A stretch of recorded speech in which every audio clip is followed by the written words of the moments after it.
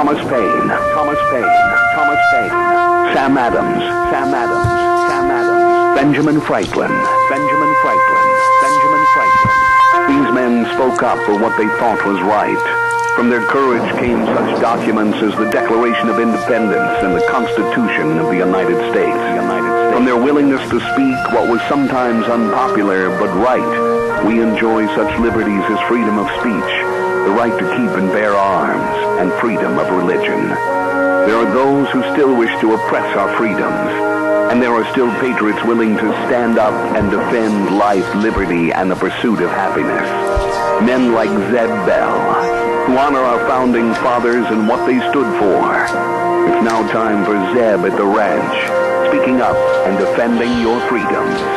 Brought to you by Magic Valley Les Schwab Tire Centers and all of the other great advertisers on the program. And now, Zeb Bell. I love this one from Phyllis Diller, and it goes like this. The lady asked the waiter, "Is this milk fresh?" And the waiter looked at her and said, "Lady, 3 hours ago it was grass." Good morning, everybody. Here comes Kate Smith, and God bless America. Good morning on a Monday. Zeb at the Ranch. Have a good one.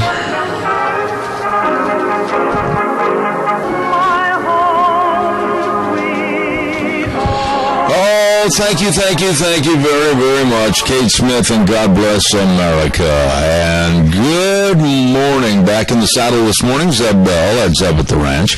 And our major sponsor, your Magic Valley Les Schwab Tire Centers, all 7 locations serving you, along with some of our great advertisers, including Lee's Furniture, Floors, and More at 459 Overland in Burley, and our friends at Western Waste Services, always at your disposal. Get on the route service today. Get rid of your garbage. 734-6969. Lady, 3 hours ago it was grass. Good morning, Gina. And now it's milk. That's as fresh as you're going to get. That's as fresh as you're going to get. How are you this morning? I'm doing well. First day of school for the little boy, so I hope he has a good day. I noticed that on camera you had a little more bounce in your step. Yeah, because he's off to school now. Yeah, and Mom can kind of, at least in mid-afternoon, if you go home, take a little nap. Yeah, right. Yeah. But you don't. No, never. You work. I do. I was informed by my son over the weekend that I'm only allowed 2 days a week to be lazy, and Saturday is not one of those days. 7-year-olds rule the world. Oh, boy howdy, but it was a good weekend. Oh, my. Well, did you have a good show on Thursday? I never have asked you about that. Yeah, we had a really good show, and it was a lot of fun, and Sharon did a wonderful job, and we just had fun with it. Well, I'm sure you helped, too. Mm-hmm. All right. Do we have a pledger? We have Mr. Al on for the pledge and Michael Rogers on for the weather. Okay, thank you. Go ahead, Al. Good morning. 3 hours to grass, huh? Yeah, right. Yeah. I pledge allegiance to the flag of the United States of America and to the republic for which it stands, one nation, under God, indivisible, with liberty and justice for all. Thank you, Al. Appreciate it, my dear friend. Glad to see you made it home, okay? Oh, I tell you what, it's a blessing, and it just was a wonderful event down there, and I'm glad to be back home, but thank you for your kindness. I appreciate it. Good people down in that country. You better believe it. Thank you. Well, I'm going to go over to the station and bust a bucket. Okay, see you later. Thank you. Okay. All right, bye-bye. Calls are welcome, 436-2244, 1-866-927-4587, but we're going to have the weather right now by MichaelRogersWeather.com, brought to you by Cheney Flooring and Home Design, 1228 Oakley Avenue in Burley. And don't forget, you better schedule a free in-home design consultation for the beautification and the comfort of your home. Yes! And sign up for their free do-it-yourself classes that are going to start next month in September. Oh, my! All of this and more at Cheney Flooring and Home Design, 1228 Oakley Avenue in Burley. Number 2 call, 678-6945. Look for their blue door. Right now, here is Michael Rogers' weather. Morning, sunny. Well, I'm not going to say sunny yet. I'll say what's today, sunny tomorrow, because you got one more day of wet weather, possible thunderstorms along with it. Could see the winds kick up also.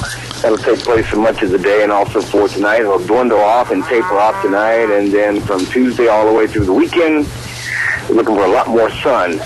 then you're going to see clouds. 73 for the high today, and it'll start to warm up in the 80s beginning for tomorrow. So by the time you get to Thursday, you can go out on the back porch, watch Boise State play Mississippi, and it'll be nice outside. Enjoy the weather, Sam. What do you got? Thank you, Michael. I appreciate it. MichaelRogersWeather.com. Brought to you by Cheney Flooring and Home Design. They've got all your carpet, hardwood, vinyls, tile. They've got everything. And like I said, schedule a free in-home design consultation.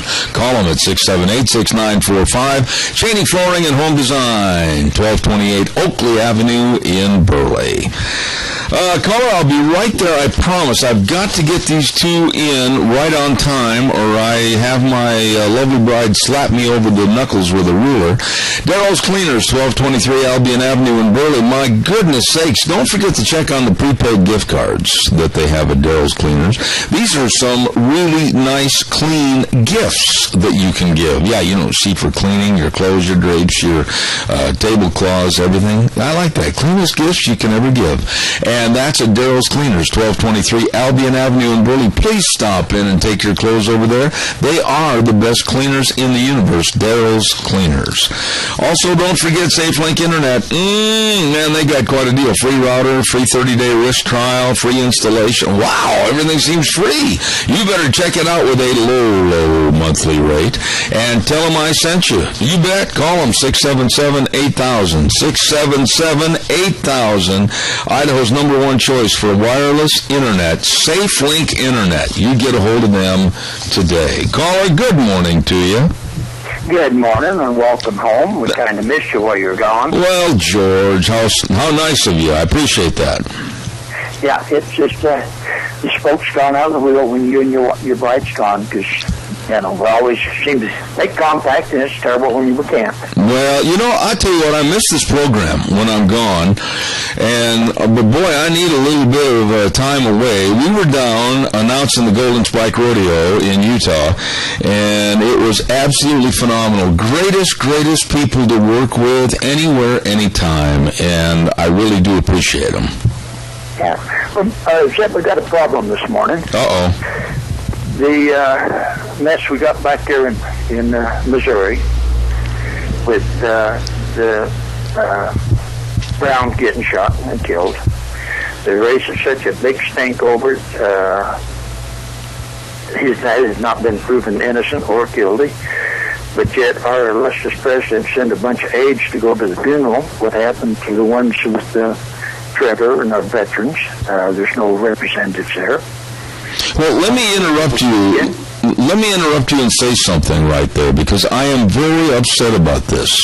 I think it is absolutely deplorable. I think it's nothing more than political that Obama and the White House are sending 3 representatives to the Michael Brown funeral today. Let me ask the question back at you.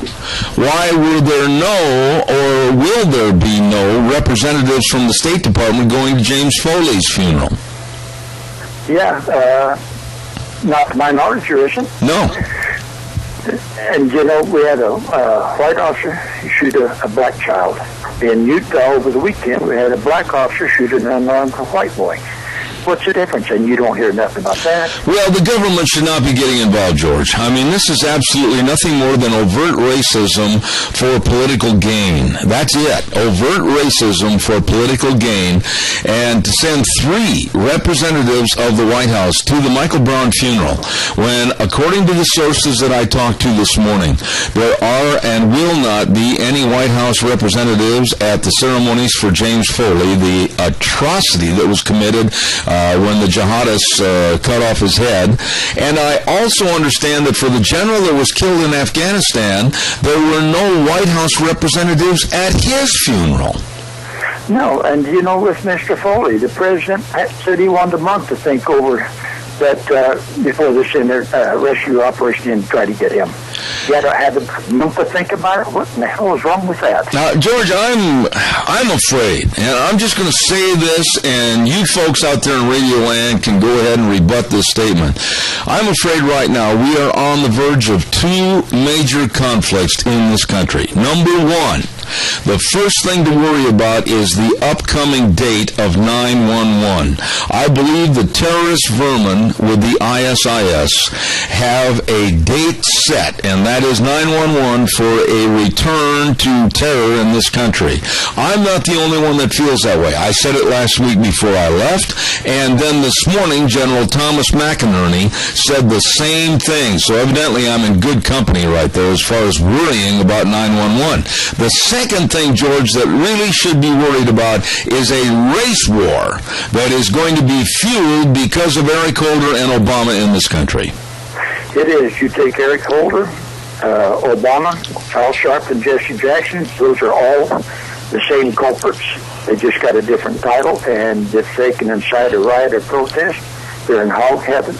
The only thing that needs to happen to Al Sharpton is, remember when President Bush was in office and he was doing a news conference, and one of the foreign reporters took off his shoe and threw it at the president? Well, right now, I would like to see Al Sharpton at the podium and swallow that size 11 double E. Yeah, and you know what's really sad, Zeb? You take our ancestors, the founders of America. Our African American played a big part in where we are today, same as the Indians, all ethnic groups. And to see the generation today destroy what their forefathers has fought and worked their butts off for, it's I agree. sad. I'm just totally on your page. I am very upset at the racism that's being performed and very overtly being pushed by this White House, and also a lack of respect for America and its security because they're just leaving the door wide open. George, you know as well as I do that with these open, porous, stupid way of handling our borders, can you honestly look me in the eye when we see each other and tell me that members of the ISIS and other terrorist jihadists are not coming across our southern border? Are you kidding me? I've heard from several politicians saying they're already here. That's right. And same as with the radical Islamists, they're here too. You know, it's just it's going to take a major catastrophe before the people get their head out of their backside and realize what in the hell's going on. If then. George, I got to run. Thank you so much. All right, thanks. Welcome home. All right, thank you very much. Ramsey Heating and Electric, 2600 Overland Avenue in Burley. Number 2 call, 678-0459, and they'll have your order waiting for you on the counter. Yep, they're open 7:30 to 5:30 Monday through Friday. And I looked at the weather forecast from Michael, and we're going to warm back up again into the 90s. And if you've got a dirty old crusty air filter in your air conditioner, throw it away, get a new one. They got them all at Ramsey's, along with all the cord ends, rubber cord fuses, all the light bulbs, everything electrical for you at Ramsey Heating and Electric, 2600 Overland Avenue in Burley, where they provide warm winters and cool summers. By the way, too, our thanks go out to all the good folks over at Valleywide Home and Ranch. Mandy and the whole crew, I'm telling you, they take care of people. They really take care of people, and they want to acknowledge and thank all the 4-H'ers that did their business at Valleywide for the fair season. That's right. All the health supplies, all the feed, all the brushes, all the blankets, everything they needed for their livestock, and everything else was right there. Their clothes, their boots, everything. And Mandy just said, hey, say thanks to all the 4-H'ers for the business at Valleywide Home and Ranch, 910 South Oneida in Rupert. You stop in. By the way, I still haven't got my license yet, but I got to go. I want to just get away for a couple of days and go fishing.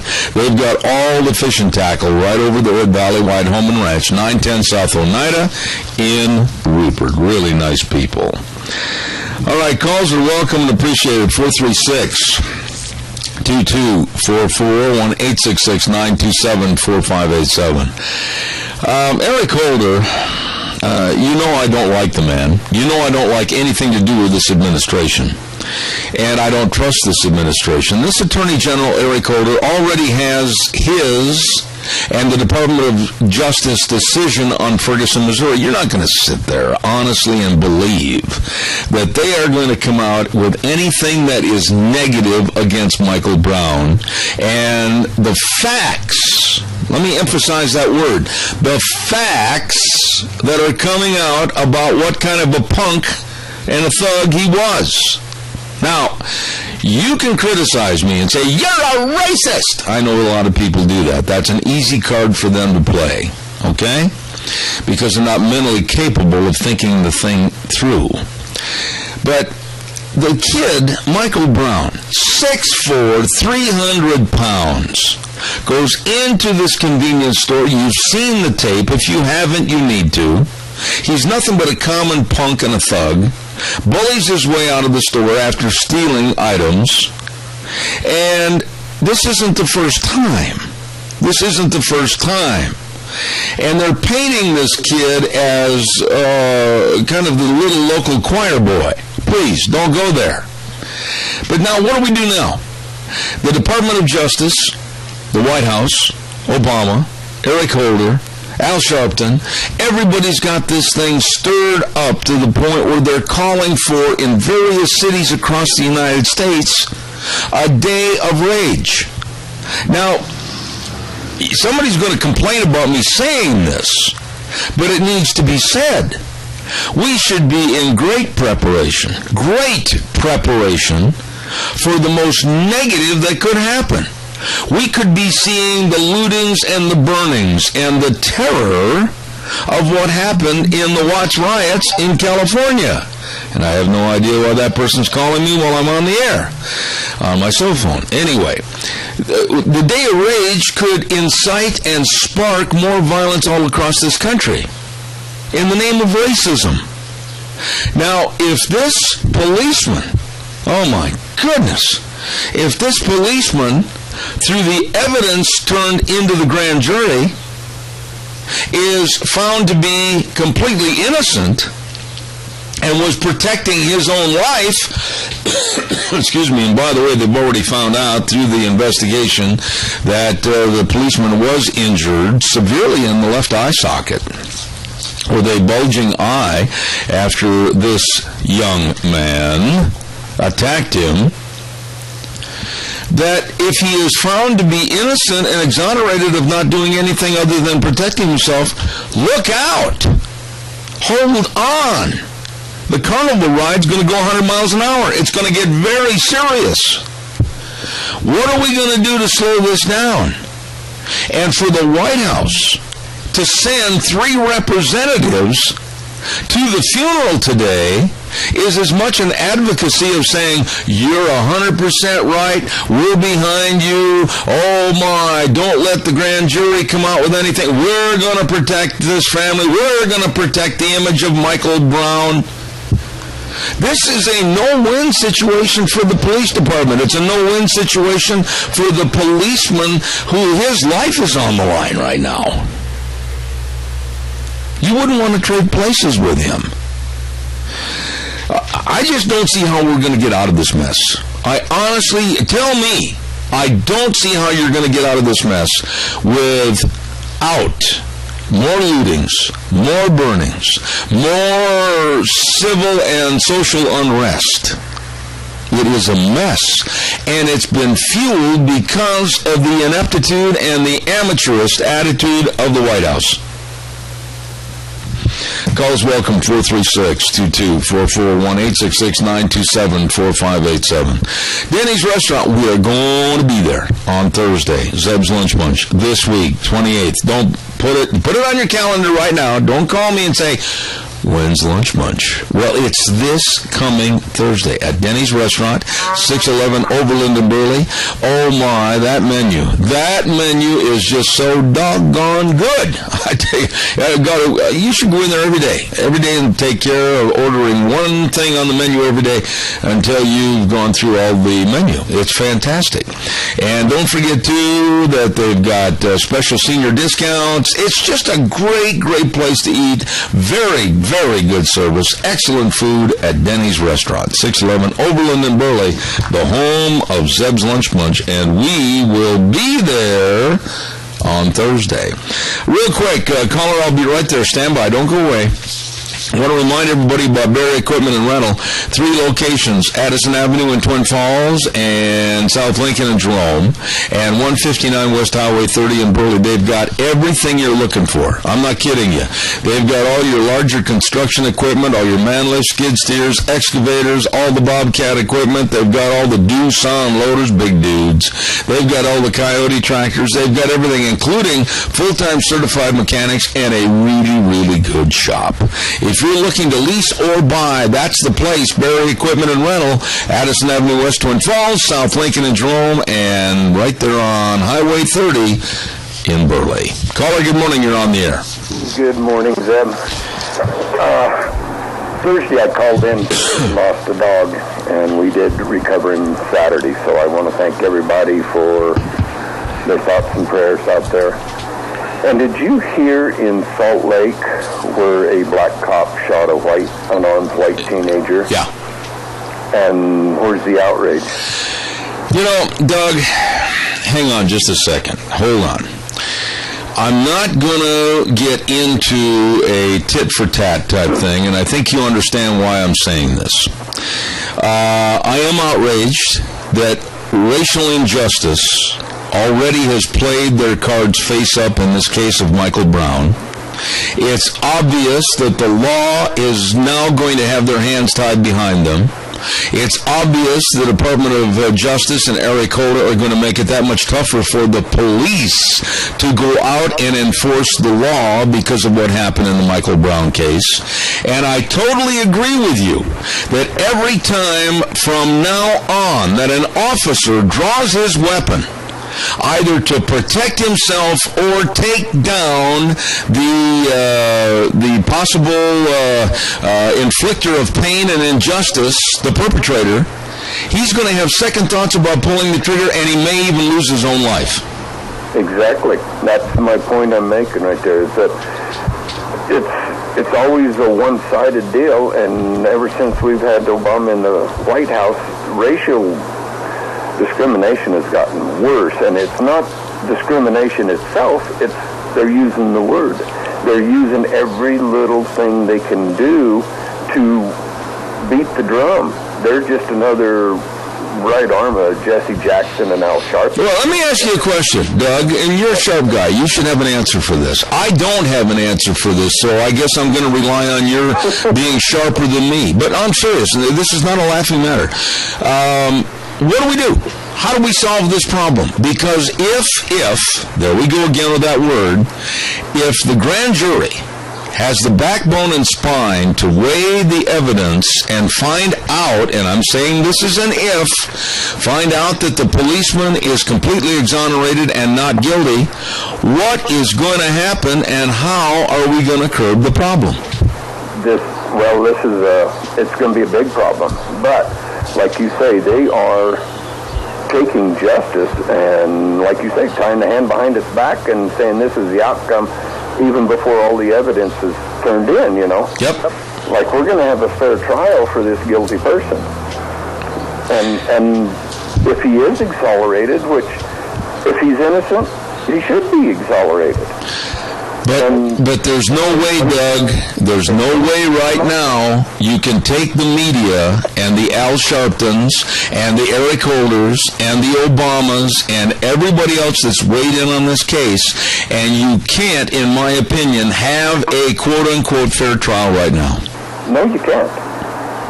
There's no way. I pray for this officer every day. I even pray for Michael Brown's family, that they find peace, you know.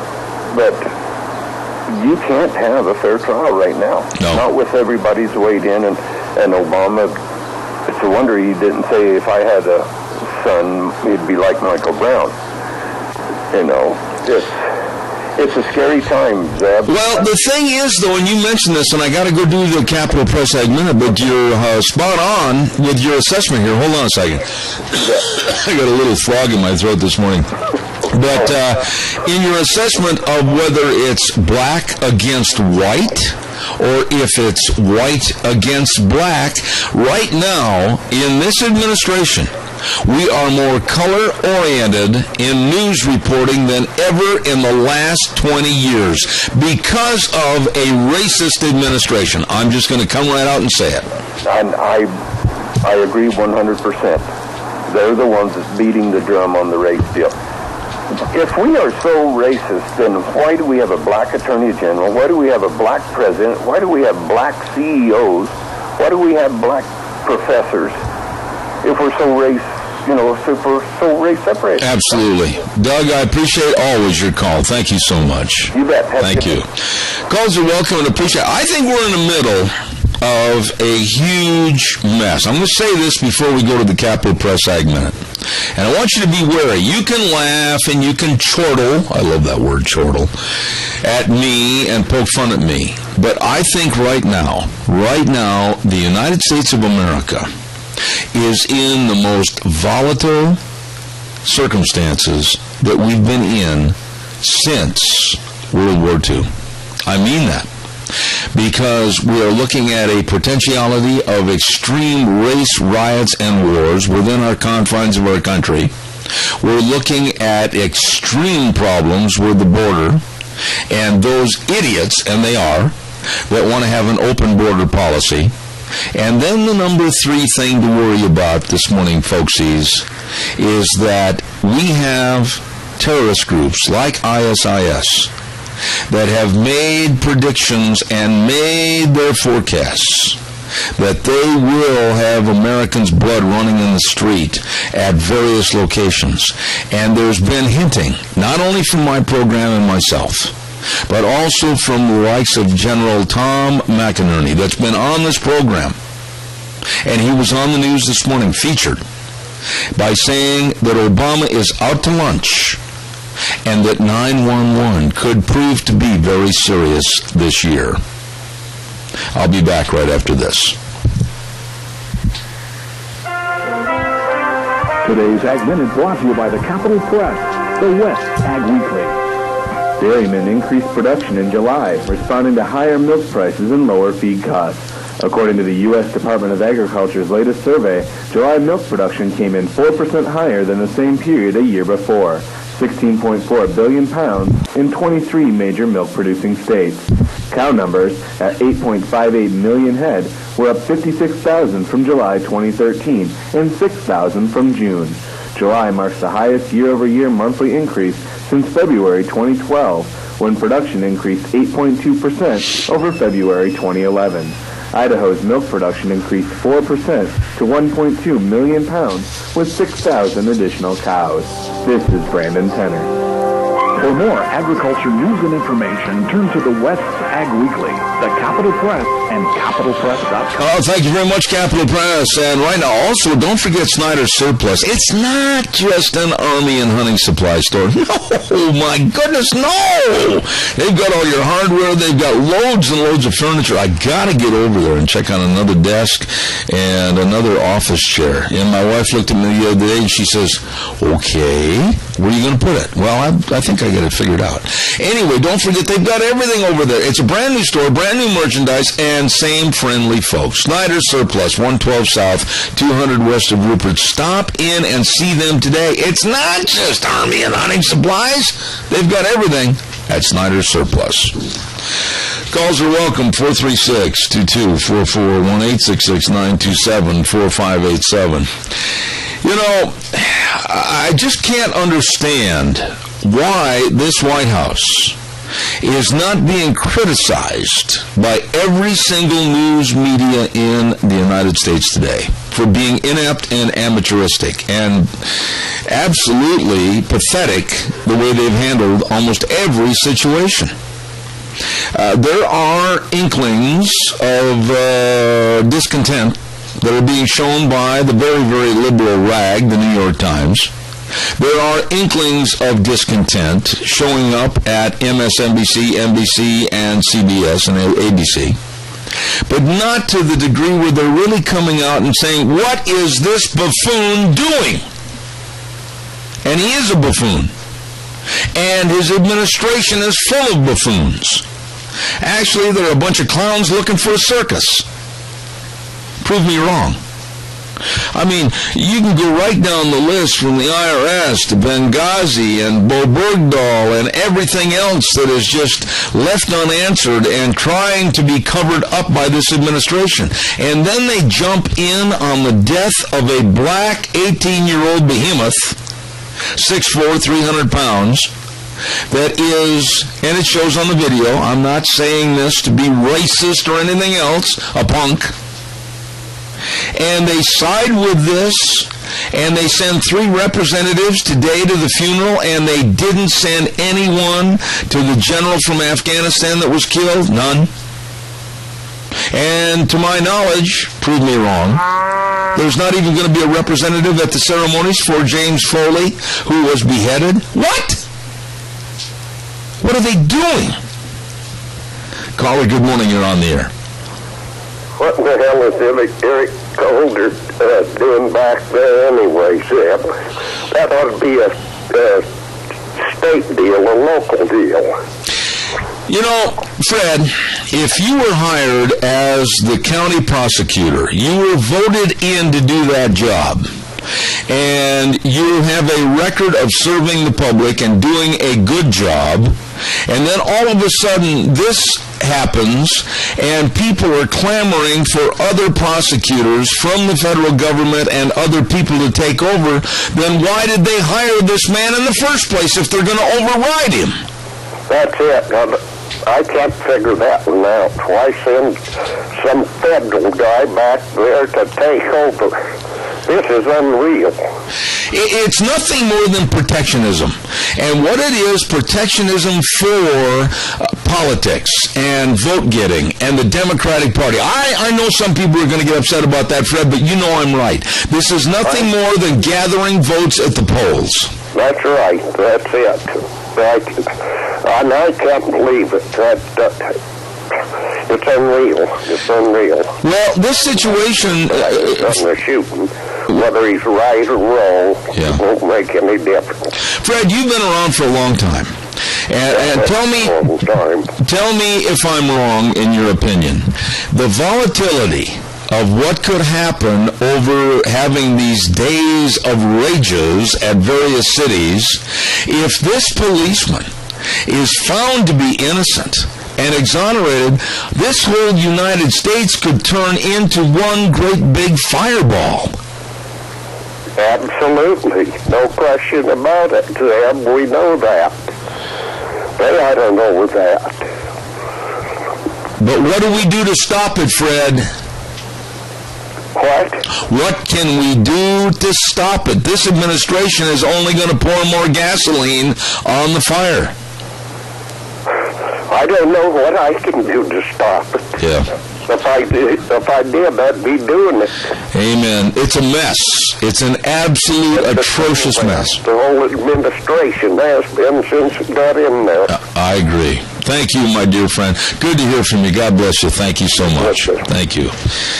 I had a lady call me last week. I got to get this on. Stand by, caller. I'll be right there. She called me on my cell phone, and she said, I don't want to hear about all the negativity. I don't want to hear about all the bad news. And I thought, lady, that's the problem with America today. Everybody wants to be kind of petted, and they want to be soothed.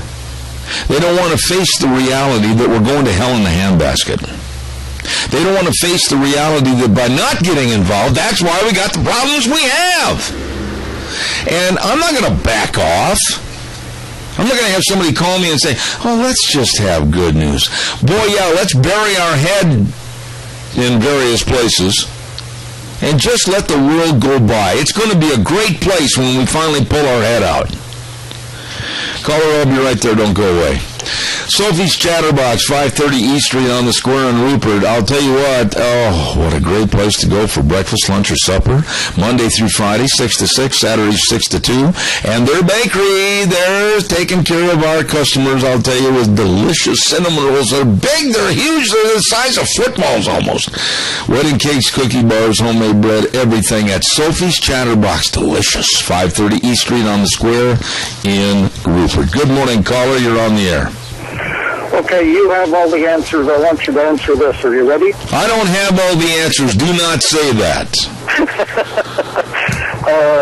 They're making a big deal on the news that there are 3 people from the White House going to this funeral today to represent your president. Now, my question to you is, why wasn't anybody represented at that general's funeral last month? I asked that question twice already this hour. I said the same thing. Yes, I did. I've been in and out, so... No, I'm not trying to play one-upsmanship on you, but I asked that question already this hour, and then I'll throw another one at you. How come for the ceremony for James Foley that was just beheaded, what an atrocity, they didn't send any representatives there either? Oh, yeah, and if you look up the news, you know, they're making a big deal about him going golfing right after that 20 minutes later. But if you look up online, guess what else he did that day? He went to a 5-hour bachelor party later that evening. I know. You know, I want to talk about that with you for a second, and bear with me. You know, according to the timelines as to when he left the podium from the news conference talking about James Foley, and to the time that he was actually on the golf course, it only took about 10 minutes or less. And laughing and carrying on, the optics of what he did were so amateuristic and so pathetic. I have never did have any respect for this president. Well, there was a news commentator on this morning that was talking about him, and he says he's just a heartless person. He's worried about 1 or 2 things, and the world can go to hell, and he doesn't care about anything else, you know. I agree. I totally agree with you. Thank you, sir. Appreciate your call. Thank you. I mean, how can you do that?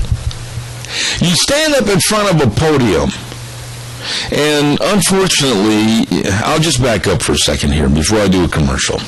On a personal note, I get really emotionally involved with a lot of people that are friends of ours, like members of the Lunch Bunch and others. And when I see that they're in bad health, or, you know, it happens in life, they pass away, it really affects me emotionally. And I just want to reach out and do all I can to help the families and offer my condolences and just be there. Well, last week, the President of the United States, getting up at a podium and having a news conference and talking about one of the most insidious and absolutely despicable acts of a human being cutting off another human being's head. And then less than 10 minutes later, the leader of the free world is out on a golf course with Alonzo Mourning and others laughing and playing golf. I can't buy this. That's why I detest this president. Twin Falls County Fair and Rodeo this week, I'm telling you, they are ready for a lot of fun. Carnival Lights and Western Lights. That's their theme at the Twin Falls County Fair over in Filer. Ag-based, family-oriented fair, and don't forget to get your tickets for the big Magic Valley Stampede PRCA Rodeo. Oh my, the Magic Valley Stampede has all the ingredients for exceptional entertainment. It's going to be a ripping good rodeo, and they ask you to come on over to Filer to the Twin Falls County Fairgrounds for the great big Magic Valley Stampede, the 28th, 29th, and 30th at the Twin Falls County Fair. It's time for a weather update, and then we'll take some more phone calls. And we've got a brand new weather sponsor, and I want to say hello to Nicole. Hello, Nicole at Mad River Laser. Love this lady, love this business. And right now they've got customized a t-shirt for just $10. Yeah, you can have all the men's, women's, and children's. Amazing deal for back to school. Customized t-shirts, just $10. And custom hoodies are on sale for just $24. Holy cow! And if you're looking for blank t-shirts, hard to find sometimes. They have them in stock starting at just $5. All of this at Mad River Laser, 502 E Street in Rupert, right next to the Idaho Youth Ranch office building. And you stop over and see them today. Right now, here's Michael Rogers' weather. Hey everyone, Michael Rogers for Zip at the Ranch, out of a brand spanking new week of you. Me, first day of school, Boise State goes into Georgetown to play George, Mississippi, and you got rain in the forecast today. I'm sorry, that's weather. So you get rain in the forecast, showers, possible thunderstorms, 73 for the high. It'll continue till tonight, but the good news is that it will taper off late tonight, and you'll have sunny skies on Tuesday. So it really isn't that bad. For weather forecast, Boise State at the Georgia Dome in Hotlanta, taking on Mississippi. This much I can tell you, it'll be 72 degrees from the start of the ball game till the end. Enjoy the weather. Don't know whether you got it. All right, Michael, Rogers Weather brought to you this hour by Mad River Laser. I love this business. And don't forget, we're going to be telling you more tomorrow about buck knives at Mad River Laser. I'm going to just kind of tantalize your interest there. Don't forget to tune in for the weather tomorrow morning, and we'll tell you more. Mad River Laser at 502 East Street in Rupert. You stop in and see them today. By the way, real quick, we got happy anniversaries going out to some dear, dear friends of mine. Gerald and Wanda Sievers in Kimberly. They used to live south of Murtaugh Lake, and they're celebrating their anniversary today. And then tomorrow, Jimmy and Frida Flowers are having their anniversary. Lovey-dovey, kissy-kissy. I'll tell you what, congratulations. Calls are welcome, 436-2244, 1-866-927-4587. You know, this morning, I was taking some notes on this program, for the program, and as I mentioned a moment ago, General Thomas McInerney has been on this program, and we're going to have him back again. His time frames of trying to get him committed to come on a program are very, very difficult. He's under contract with Fox News to be one of their analysts. And he's a very, very nice man. Very nice man. And you've seen him on television many, many times. And every time I call him, you know, he's so apologetic because of a change in schedule, or he's got a security meeting or whatever else. But he was on television this morning, and he just laid it out very simply, in simple layman's terminology and verbiage. He said, Obama's out to lunch. Obama is out to lunch on ISIS and the threat to America. And the general really scared me this morning, more so than anybody else, because he's not going to whitewash anything. And he honestly came out this morning early and said, yes, he is very afraid that the celebration of, if you will, and the honoring of our fallen during 9/11 could be very dangerous this year because of ISIS and their threats against America. And he said, we need to take heed. We need to watch out. And there are those in the audience that, I got to back up here. Did you happen to hear what Democratic spokesman Bob Beckel did last week? Bob Beckel laughed. Literally, I saw the show. Literally laughed about ISIS and its threat to America. He said, they're not here, cackle, cackle, cackle. That's a bunch of horse, blah, blah, blah. And he goes on, cackle, cackle, cackle. Well, that night, someone from the State Department, an old friend, a retired State Department friend that used to be with, I understand, the Bush administration and with the Clinton administration, called him up and said, Bob, you don't know what you're talking about, and you're a horse's you-know-what. And I will give Beckel credit, he said that on the air. And then he said, I've been wrong about the threat of ISIS. It's much more serious than I anticipated. Caller, good morning, you're on the air. Yes, I have some statistics for you, and I don't know if you've already put them over there or heard them or not, but anyway, I heard this is last year. There were 100 blacks killed by white cops, and last year there were 5,000 blacks killed by black cops. I have read those statistics, and I do not have them in front of me, but I have read them. Another show, and I can't remember which one. Yeah, but I have read those statistics, and I think they had the numbers in various newspapers, including the USA Today, and I think I also had it cut out of the Wall Street Journal.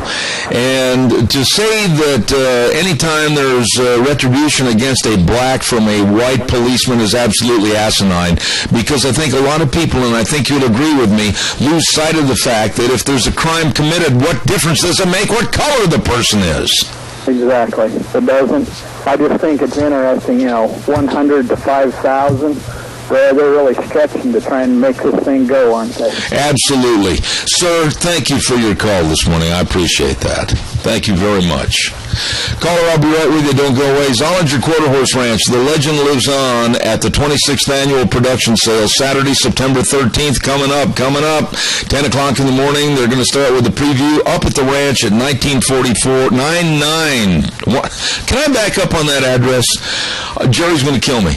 1994 South, 100 east of Oakley. There, I got it. Up at the Zollinger Quarter Horse Ranch. And they're going to be offering several weanlings and started 2- and 3-year-olds with the best of conformation, disposition, performance. They're going to be selling a lot of the herd, and they're going to be reducing the size of the herd, and they're going to have some absolutely of the best well-bred horses you've ever seen. They're raised in the high desert country, and believe me, developed into excellent working horses. That's the key, excellent working horses. For more information, call my dear friend Jerry at 670-3833 or Linda at 862-3402. Put it on your calendar and be there.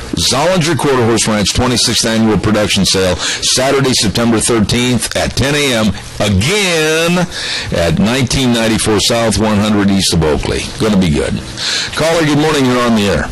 Yes, good morning, Zeb. After getting some kind of Mickey Mouse letters back from our 3 senators about this danger of these training camps and all these terrorists coming across the border, maybe just now they might be able to come across with some kind of answers to fire up the people in this country about the real dangers of terrorism in America. I don't know. Tony, I think you will agree with me that the naivete of America right now is, I think, at its worst level. We are so naive, and we think that we're lulled into a false sense of security because of this completely brain-dead administration. They are not putting forth the truth. They are not putting forth honest appraisals of how serious things are. They're not doing anything for world security and our national security. I think they live in a fantasy world with Cinderella and pumpkins and everything else. I'm just really worried about what kind of status we're in right now. Well, I spoke to a young man down at the mall, and he felt the way I did about this situation. Obama pulled our troops out. The hole was filled by the terrorists. And now they want to expect our young people to go back in and clean up the mess a second time that Obama has made. Well, and it's going to be a tough situation to get our troops to go back over there and take care of the mess that Obama made. But, Tony, is the fact that Obama might commit to boots on the ground enough? I mean, we have got to figure out a way, and this sounds really calloused, and a lot of ministers and a lot of real strong, let's be nice and love our brother people out there in the audience are going to cringe at this. Tony, we have got to go and kill. We have got to go and kill the cancer of these jihadist terrorists. We've got to kill every one of them. We've got to kill them in groups. We've got to kill their locations. We have got to kill them like a cancer, or you know what, Tony? A year from now, my friend, you and I will not be talking on this telephone. Well, I know that, and 2 more years of Barack Obama, this country is absolutely finished. I can't argue that. Thank you, Tony. I appreciate your call. You're welcome. God bless you, my friend. Now, I'm really concerned, and I'm not trying to be negative to you. I'm just telling you the truth, the way I feel, with the people that I know and the people that I work with. I mean, for Pete's sakes, we've had the terror experts on this program that are national terror experts. I'm going to brag a little bit. Yeah, we have contacts with the best people in the country. Yeah, we have people on the show that said, look out. This administration does not know what it's doing. Or maybe they do for a purpose. And here I go, criticizing Mike Simpson. Mike should have kept his mouth shut. And I'm going to tell him this if he ever calls me again. Mike should have kept his mouth shut about the so-called benefits of having the Muslim Brotherhood named into various appointments at this administration. He should have come out and condemned that. But no, when I mentioned it and when Michelle Bachmann came out and criticized it, we're all McCarthyists. Well, I want to be called a McCarthyist, I guess, because I think Mike was wrong. It's a very serious situation. But he won't call. Hey, don't forget your Magic Valley Les Schwab Tire Centers, all 7 locations serving you with the best of tires. And I won't go anywhere else. Will not go anywhere else, because you get the best of care, you get the best of free peace of mind tire protection, you get the best of free lifetime tire and mileage care, and you get the best of tires. The best. And the best of service. Why go anywhere else? Please. They've got 7 locations with the best in brake service, the best in front end alignments, the best in batteries, shocks and struts. It's all the best. So stop in and see Lane and Rupert, Dave on Blue Lakes and Twin, Mike and Buell, Mike and Jerome, the Twist family in Paul, John on Poline and Twin Falls, and Randy on Overland and Burley. The best. Your Magic Valley Les Schwab Tire Centers. Oh, I had a good weekend. And Deanna and I had a wonderful time with the Golden Spike Rodeo and their committee. And now it's back to work. Now it's back here informing you of what's going on. And we have a lot of people listening all over the world on our internet service, ZebBell.com. And the more we get, the easier it's going to get to expand, etc. We've had a lot of people say, well, what do I do? Just go to ZebBell.com and tune us in. And thanks to all the nice people that are listening in Florida, Illinois, Texas, Arizona, California, Wisconsin, the list goes on and on and on. Indianapolis, Indiana, all over. Thank you. We appreciate it. I'll be back in 6. Don't go away.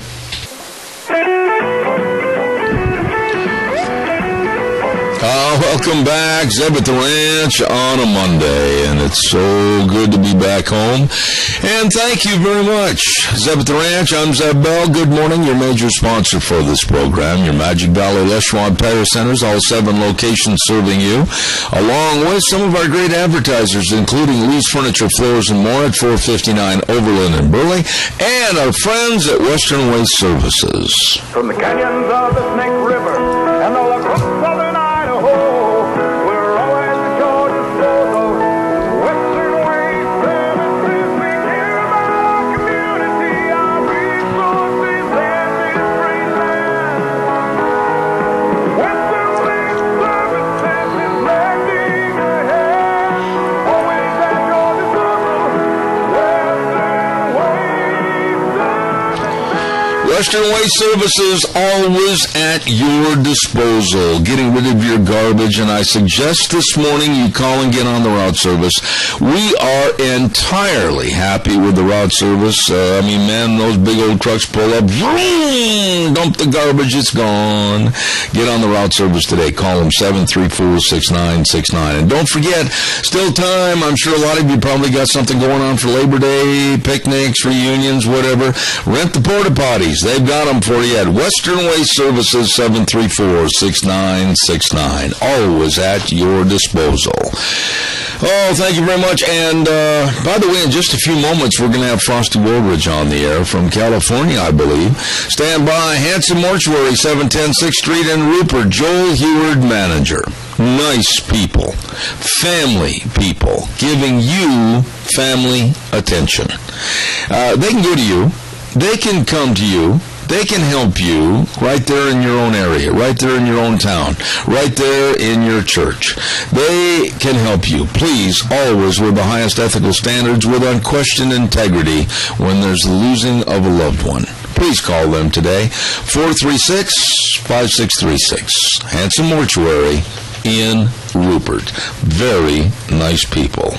Let's go to the phone lines right now, and I'm very honored to have my friend take time from his touring of the West Coast to give us a call and let us know what's going on. And I am very concerned about he and Sandy's health this morning because of the fact that they're fairly close, I believe, to the earthquake that took place in Napa, California.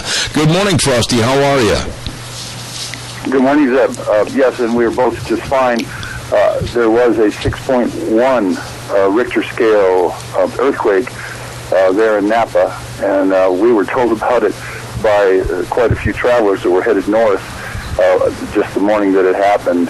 And but we're just fine, and we're headed down the coast, and we're heading toward Mendocino right now. We're probably 150 miles out of San Francisco at this point. Hopefully everything is settled down, and the Earth has readjusted itself, and the tectonic plates have come to some kind of equality with themselves, so we don't have to run ourselves into a 6.1 or bigger quake.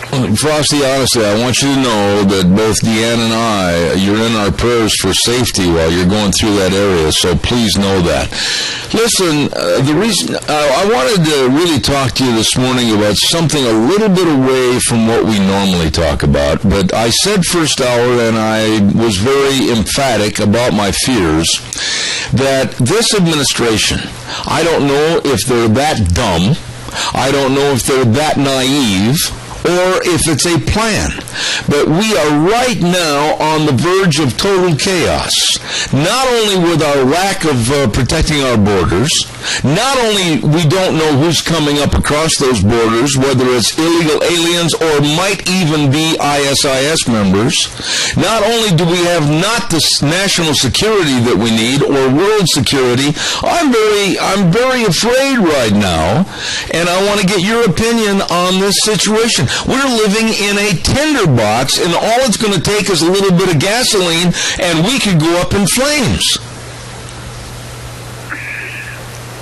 Well, there's no question. As a matter of fact, I did read a USA Today, and the ISIS people there in the Middle East, certainly in Iraq, said that they would drown all Americans in blood. And that's a quote by one of the ISIS leaders, because they simply hate all Americans, and they're going to strike out at all Americans wherever they can. Again, it's a lot of rhetoric too, because those terrorist warriors are sitting there in Iraq. But unfortunately, it's very true. They could send their terrorist representatives across the southern borders of Mexico in a heartbeat. And they could start doing, they could be sniping, just like that Malvo fella did there in Virginia for a terrific couple of weeks. They could disrupt and completely paralyze this country if they had some professional snipers come in and knew what they were doing and start picking people off on freeways, again, like Malvo did years ago. So we are in really a very tenuous situation, and the President of the United States has not taken command of the situation. The Congress of the United States has completely fled any responsibility whatsoever to border security, and so that's what's happening right now. As a matter of fact, if we can get into a little bit of the interview, I talked to a 35-year veteran police officer in L.A. who gave me a tremendous snapshot of what's really going on in L.A. because he's retired, and he said that Ferguson, Missouri, could occur in L.A. at any second because it'll take just some small incident. He actually was in the Rodney King riots as a police officer, a young police officer those years ago. So yes, the United States right now is somewhat, if not totally, rudderless when it comes to the international intrigue. And I think the president and all those that are up there are pretty confused because you can see the confusion in our actions. So it's a time of concern for all of us. Hopefully you live in small cities and you stay away from big cities. and you maintain your communities so that you have somewhat of a semblance of order, and that's what you can only hope for. Frosty, I said earlier this morning, and I mean this, that the White House has done everything they can to promote racism in this country. And what they're doing by sending 3 representatives to the funeral today from the White House to the Michael Brown funeral is absolutely insane. There were no representatives from the White House over the general that passed away over in Afghanistan, that was killed and murdered in Afghanistan, General Green. There are none planned to be sent to the funeral for James Foley that was beheaded by the ISIS. What this insanity of creating a race-based war in this country is happening because of Obama. Well, you know, there was another kid, I think it was in North Carolina or South Carolina, who was a Cub Scout. He was an Eagle Scout. His name was Marley, and he was killed by a black fella. Actually, 3 of them. He happened to get into a situation on the streets there of his town. I can't remember what it is, but I think his name was Marley, M-A-R-L-E-Y. And he was a straight A student. He was going to college the next year, just a good-looking kid. And he was murdered by a black man there in the streets of that city. And there, literally, the entire incident was suppressed by the national press and was given very short shrift in the local press. And but that's exactly what's going on. And the police officer that I talked to, who was, again, 35 years as a veteran L.A. police officer, he said that more than likely that Michael Brown attacked the officer at some point, because an officer doesn't just pull out a gun and shoot somebody. That's right. He has to have provocation. And so this guy, who knows? We don't know. And so, you see the inequity of what's really going on, and you see tremendous emotional, racial unrest, come out of this thing. But really, no one really knows at this point until there is an investigation as to who attacked whom and what actually happened. And when you have a highly reactionary racial situation, common sense, logic, and reason are all thrown out the window, and then all you have is chaos. And so, there's tremendous prejudice to have, all of this, and of course, Al Sharpton runs into every one of those situations and inflames it even further with his rhetoric. So, really, balance is not a part of it, and there has been no balance in the national press, because they really suppress and cover up any of the real facts of the situation, as proven by the Marley case when I did an investigation of that killing of a white guy by a black guy. Frosty, the thing is, and I know you're going to agree with me on this whole concept of innocent until proven guilty has been thrown in the trash barrel in Ferguson, Missouri. The facts are not all in. The grand jury hasn't come back with their findings on the evidence. But yet the Attorney General of the United States has already visited the town. He's already come out, and they're trying to supersede the local prosecutor. I mean, there is no way that justice, quote unquote, can prevail if this police officer is exonerated. This whole thing is going to turn into an absolute mess. Al Sharpton and others are calling for days of rage across America. My God, Frosty, this thing is completely out of the bag. How are you going to put it back in? Well, in the end, and every person listening to this show, we can only hope for an investigation, and that the facts come out, and if the police officer acted with justifiable means, then that will come out, and the final investigation, if there's a grand jury and so forth and so on. And if it comes out that he just pulled his gun out of his holster and shot this kid without provocation, that will probably come out, or it should come out, and that there will be some kind of a trial and get down to the facts of the situation.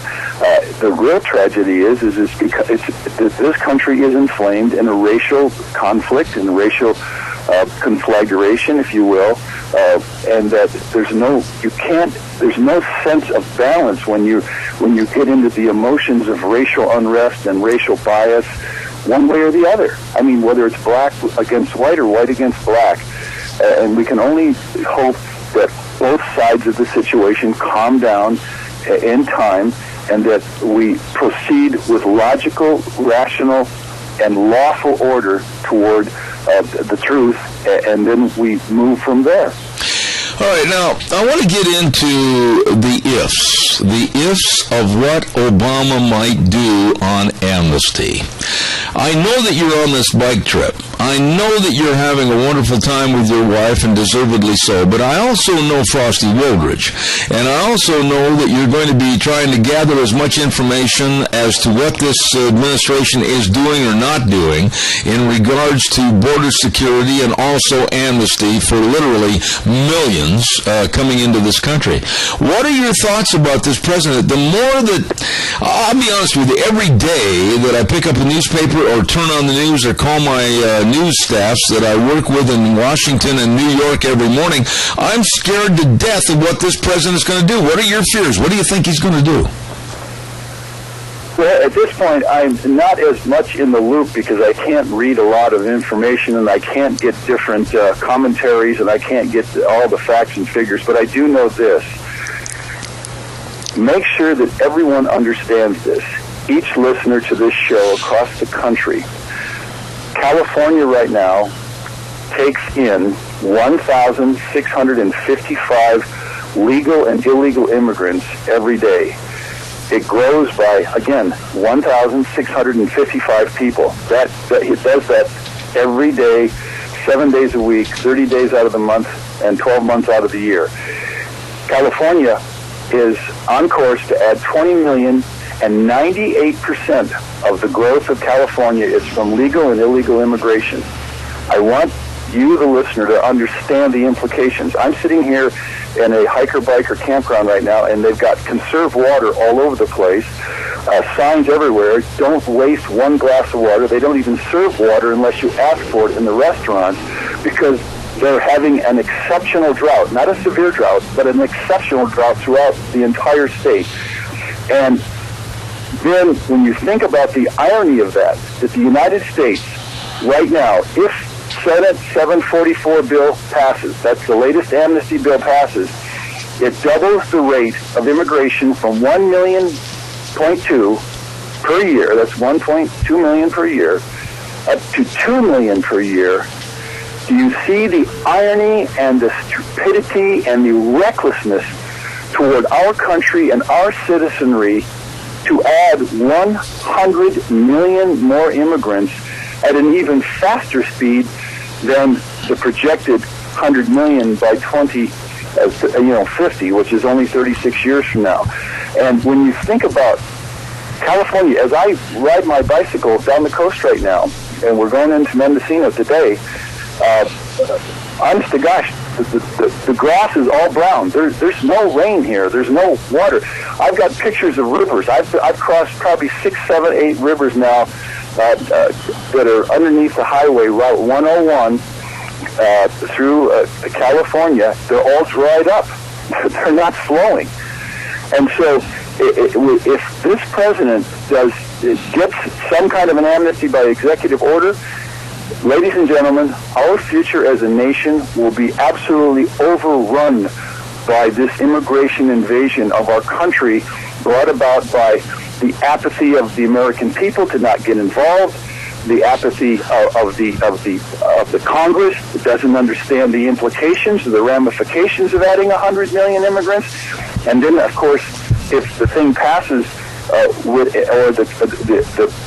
the president simply just orders it, and we get this 2 million immigrants each year, then the flood will happen at twice the speed. And we will only have ourselves to blame because we elected congressmen and senators who just simply didn't understand or didn't care about the final equation, and that's the collision of 100 million immigrants onto our cities. And as I said before, that's like adding 38 of our most populated cities in this country. To add 100 million immigrants means we will double the population of all those cities. And again, I can't say this enough, New York will go from 8.3 million to 16.6 million. LA will go from around 10.1 million to 20.2 million.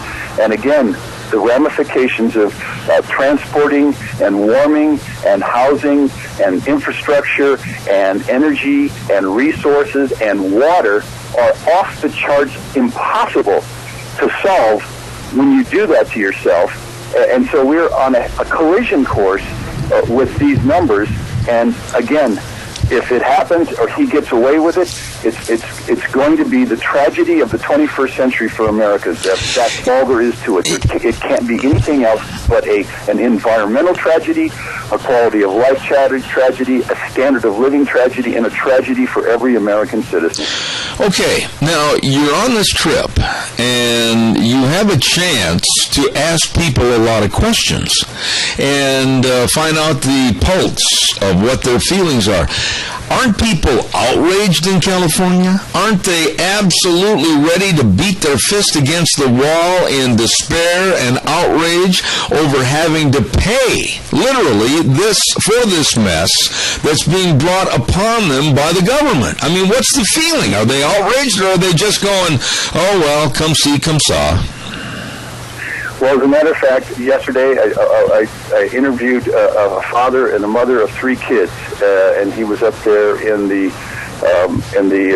Avenue of the Giants, the big redwoods, which was just a spectacular experience. Or this is 2 days ago, and he just said, our kids are in private school because Los Angeles schools are completely in chaos.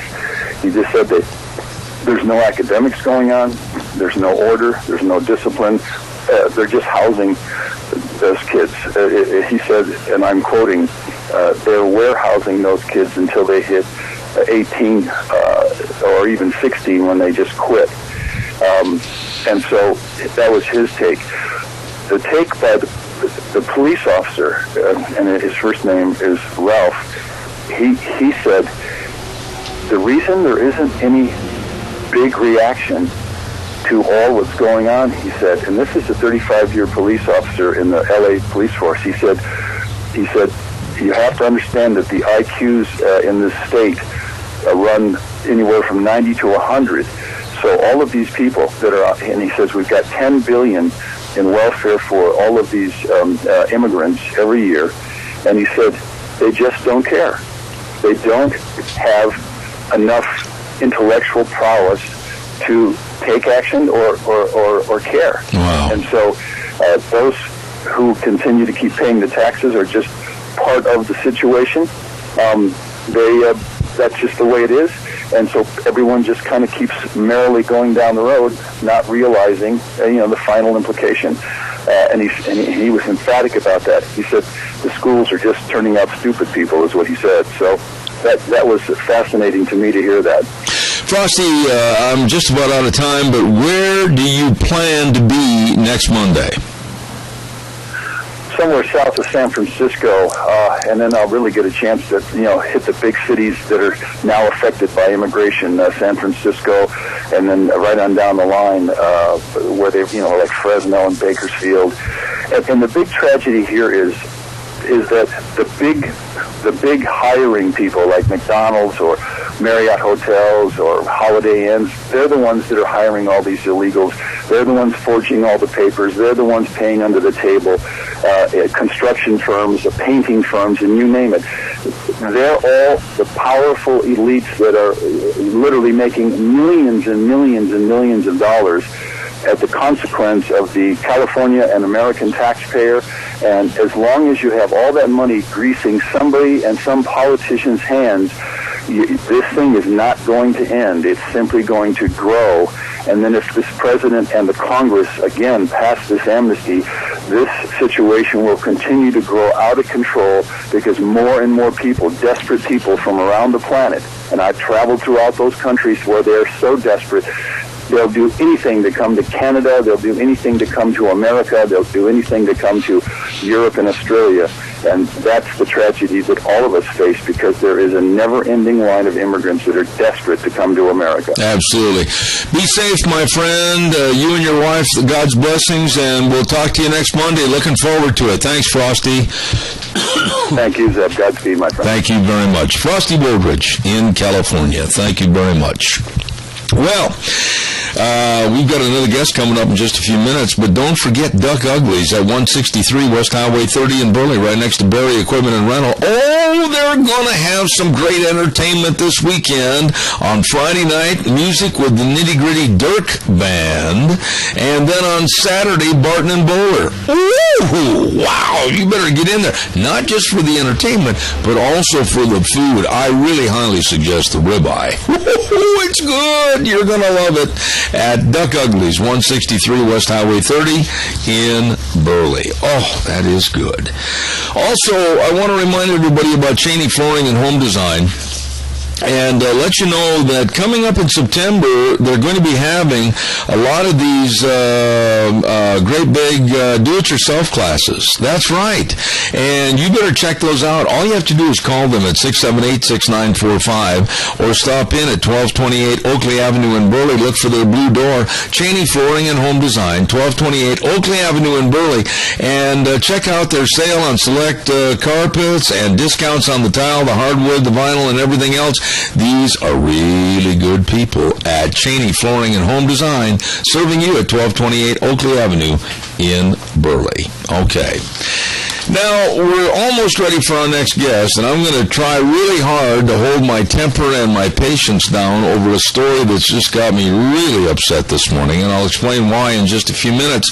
But I also want to remind, did you hear that? Did you hear that? You didn't? Well, you'd better get a hold of Mount Harrison Audiology and Hearing Aids. That's right. Christine Pickup, Doctor of Audiology, at 1218 9th Street, Unit 2, right behind the Minidoka Hospital, right across from the emergency room, right across the street. You can't miss it. Mount Harrison Audiology and Christine Pickup. Did you hear that? Well, give her a call for an appointment if you didn't. Hearing loss is not a part of aging. It's not an age problem, so check out your hearing. Call her at 312-0957. Did you hear that? Okay. Also, real quick, before we go any further, I want to remind you about Let's Ride. I'm going to be home all week, finally. I get a chance to just stay home and enjoy. We're going to get on the old four-wheelers, and vroom, vroom, vroom, away we go. I'm telling you, I'm looking forward to it, my lovely bride and myself. Well, at Let's Ride, they've got all the dirt bikes, the Can-Ams, the side-by-sides. They've got all the new ATVs, and they've got special rebates on some of the 14 models. Holy cow, stop into that showroom. It'll drive you wild. I'll tell you what, they've got everything where the fun is sold. And they've got all the accessories, I mean that, and they've got the best in a service department. Brad and the rest of the crew, they know how to take care of you. Hey, that rhymes. Anyway, stop by Let's Ride, Highway 24 between Rupert and Burley, open Monday through Saturday 9 to 6, where the fun is sold. Go to the phone lines right now, and I'm really looking forward to having this lady on my program. She's always so wonderful with her explanatory stories about what's going on in the world and right here in our country with the Alliance Defense Fund. Alliance Defending Freedom, I should say. I fell back into the old name, and now I got to get it renewed. Alliance Defending Freedom, and we have with us the lovely Carrie Kupek. Good morning, Carrie. How are you? Good to be here with you, Zeb.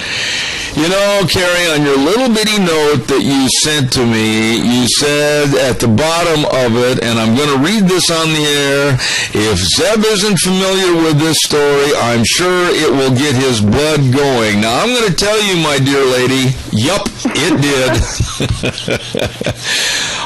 I am so upset about this story about the government coming into a privately owned farm and telling them that, yes, you do have to host a same-sex wedding or pay a fine of $13,000. I better be quiet and let you explain this, because I'm incensed over this. And you should be. It's absolutely disturbing. And This is a situation with a couple, Robert and Cynthia Gifford. They own a farm in upstate New York, a farm that I actually spent some time at over the weekend and got to know them. Great couple. Two of the most hardworking people I've ever met. As Cynthia was telling me, they work 24/7 on this farm. She and her husband, they're best friends. They've been married for 30 years. This farm has been in their family for 45 years. They grow crops. They have pumpkins and berries and things like that. And a number of years ago, they started building just some kind of fall activity-esque things on their property where people could come and pick pumpkins and do autumn fun stuff, hay rides, things of that nature. And at the time, they were living on a mobile home on their property. And they were using these fall activities to supplement their income because the crops just weren't bringing in enough money. So as they were living in this mobile home, they built a barn. Robert has built almost all of the buildings on this farm himself. They have put their blood, sweat, and tears into the soil. And so they were building this barn and to live in the barn, to raise their family in this barn, and the house and some space at the bottom for events. And people started noticing it and said, I'd like to have my wedding there because it's so beautiful. And it is beautiful. It's a gorgeous setting. And so they started renting out some parts of the barn and the adjoining property for weddings. And a couple of years ago, they got a phone call, a 2 to 3 minute phone call. And a woman asked Cynthia if she could have her wedding ceremony there. And so Cynthia began talking to her about it. And it became quickly apparent to Cynthia that this is for a same-sex ceremony. And because of Robert and Cynthia's beliefs and their faith, that's where they draw the line. They draw the line at same-sex ceremonies. Now, they've hosted other events for same-sex couples. They've even had homosexual employees. But because of their faith, they draw the line at hosting same-sex wedding ceremonies, on their property. And so she politely told the woman, sorry that we don't have same-sex wedding ceremonies here. The woman said, that's too bad, hung up the phone.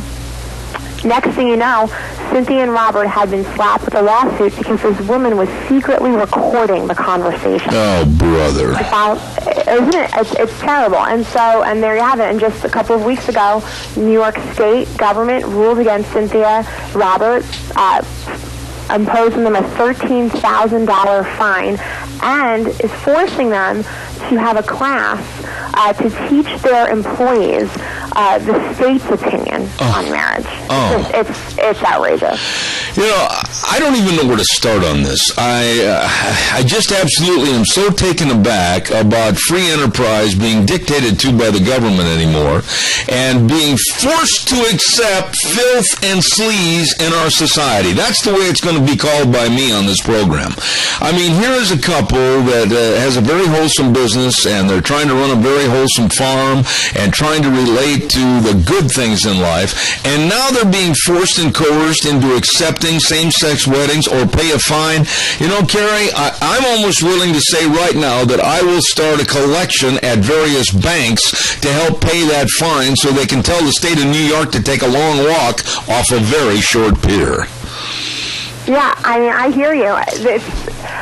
Like we always talk about on your program, no American should be forced to be between choosing their job or their faith. I mean, it's so unconstitutional. It's completely un-American, and it's disturbing. I mean, this is how you read about these things in history books at other nations, but to know that it's happening on our soil is it's so upsetting. Carrie, 20 years ago or less, I mean, if somebody would have said that you have to be coerced into doing this type of thing, and you have to be coerced and forced into doing a same-sex marriage or allowing the same-sex people on your property, and that you have to abide by their rules, if not, you've got to take sensitivity classes and be forced to do that, this would have been unheard of 20 years ago. I agree, and there's been such a disturbing cultural shift, and like I say all the time, no one seems to be understanding the big picture here. If we open the door for the government to come in and be able to force individuals to violate their faith in order to make a living, in order to support themselves, there's no telling what the government can force any one of us to do. In 20 years from now, it may not be the marriage issue, but at that point, the precedent will be set that the government can come in and force any one of us to be their messenger, to carry their opinion, at the cost of our livelihood. And it's outrageous, and it's very disturbing. All right, let me ask you this, Carrie, and I don't want to get off track here, but this just came to mind. What would happen if, let's say that we got a little bitty old radio station someplace in Des Moines, Iowa, and they give wedding announcements on their show, maybe in the morning sometime, and they refuse to go along with the gay and lesbian and transgender lifestyles, and they will not announce a same-sex wedding. Aren't they going to fall under the same auspices of possibly being sued and put through the same kind of garbage with sensitivity classes? It really depends. It gets a little complicated depending on the types of business and the laws and the rules, and it depends on the state. There are a bunch of things that would be considered by the court. But again, the bottom line is, as you believe and I believe, and so many Americans I know believe and feel, no American should be forced between making a living or living out their faith. That's the bottom line. Okay, but then also as a business person, when somebody hangs up a sign at the front of a restaurant or any kind of a business that says no shirt, no shoes, no service, aren't they in some essence being discriminatory, i.e. like this business that said no to gay weddings? I mean, I think as a business owner, I should have the right to do business with whom I want to do business with. Right, and it's funny that you say that because I've heard that argument before, and I think where the line is drawn and should be drawn is that, if you open yourselves up to serving the public, right, and you're talking about, serving food, general things like that, you want to serve all people, and of course you believe this, with respect and care, but when it comes to violating, being forced by the government to violate your most sacredly held beliefs, the core of who you are, to go against the way everything that you know is good and right, and being forced by the government to do so just in order to get that paycheck, that we have reached a bad point and a bad point in history, and certainly even within our court system. I mean, the courts began to recognize that obviously with Conestoga and the Hobby Lobby decision, where they said that these for-profit, closely held businesses, these family-owned businesses, should not have to and do not have to violate their conscience when they operate their business. Your point is well taken. Carrie, I'm going to say this, and I'll take the burden of my words, but there is no way anywhere in this great country that you can be a self-professed Christian and abide by the gay, lesbian, and transgender lifestyle. There's no way. And then on the other hand, there is no way that on my radio program, of which I own this, I have the burden of all the sponsorships. I have the burden of producing it. It's mine. I am not ever going to be coerced by anybody in government to take classes for anti-discrimination and procedures to try to warp my mind. I'm not going to be adhering to that type of thing. Right, and again, this isn't, and I think what you're speaking to is, this is not discrimination. This is being forced by the government to violate your beliefs, your faith in God, your most sacredly held, just beliefs that you hold dear. And so it's not about saying, rejecting someone or saying, we don't like you or anything like that. It's saying, hey, I have a First Amendment right as an American to freely exercise my faith. And my faith says, no, I cannot celebrate same-sex ceremonies. That goes against what I believe. It goes against what God says is right. And as an American, under the Constitution, that should be fine. But obviously we're seeing a shift that is disturbing and going the opposite way. What's going to happen here? I mean, you've been there, you've met with these people. I'm going to personally, after this program, if not today, tomorrow, call these people and invite them on my program. But what's going to happen? What's the bottom line? And how is Alliance Defending Freedom, yourself and others, how are they going to help these people? Sure. Well, they have some very difficult decisions to make, and the future is still unclear.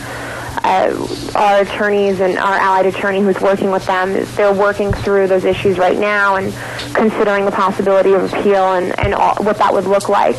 But obviously, they're so upset. They never, ever thought they would find themselves in this position, that they would have to choose between, paying the mortgage, literally, on their property or violating their faith. And I will say this, even when I was there, I was sitting in their office doing some work after I'd met with them, and the phone was ringing, and there were people calling from all across the country wanting to leave voicemails letting them know that they supported them, that they thought what the New York State was doing to them was terrible. And I found that encouraging. I found that to be reflective of, the hearts of people. That I think sometimes it's easy to start thinking that no one believes this anymore, that no one feels that people should be able to exercise their faith in both the public workplace and, in their everyday lives. But that's the case. So I found that part encouraging. Let me ask you this. If you talk to them, either of them, don't hesitate to volunteer that if they want to have their voice spread around the country, that my program is open for them anytime that they'd like to come on the show. No, I will let them know for sure. I would appreciate that. But now I want to ask you a question. The verbiage in the story says that the Giffords must also institute anti-discrimination re-education classes and procedures. That sounds like nothing more than government indoctrination that thou wilt follow our edicts or else. What kind of classes are these? Do they absolutely go in and try to warp their minds and brains into accepting only what the government says? Pretty much. I hate to say it, but it's true. I mean, these classes are basically the state's personal opinion on marriage, and they are forcing the Giffords to teach a class that have that opinion. I'm livid. Yeah, you were right. Yep, my blood is boiling. You hit it right on the head, my dear, but I am livid. I am going to fight this. I'm going to get on the program as often as it takes with different segments on this. I just think America is absolutely got to restore some of the moral values that we've had for years and years that are being stepped on and ripped apart by a certain few. And God bless you and the Alliance Defending Freedom for getting involved. And boy, you tell these folks anytime they want to get more airplay on this story, they've got my program anytime they want it. Well, we appreciate that so much. Thanks, Zeb, and they will too. All right, now, quickly, so that people, my audience, can follow this story and also help in any way, shape, or form, what's the best way of following Alliance Defending Freedom? They can go to adsmedia.org, or they can go to alliancedefendingfreedom.org. I got to take a chill pill. You got me all worked up. Oh, I understand, Zeb. Same here. Well, God bless you, Carrie, and please come back and give us an update as to how this story's going, okay? I will do so. Thanks so much. Thank you very much. God bless. Have a good day. You imagine owning a business and being forced and coerced into accepting this sleaze, that lifestyle? And if you don't, the government comes in and they're going to hang a big fine on these people. And then they've got to go to their anti-discrimination re-education classes. There are words that I want to use so bad right now, but I can't on the radio.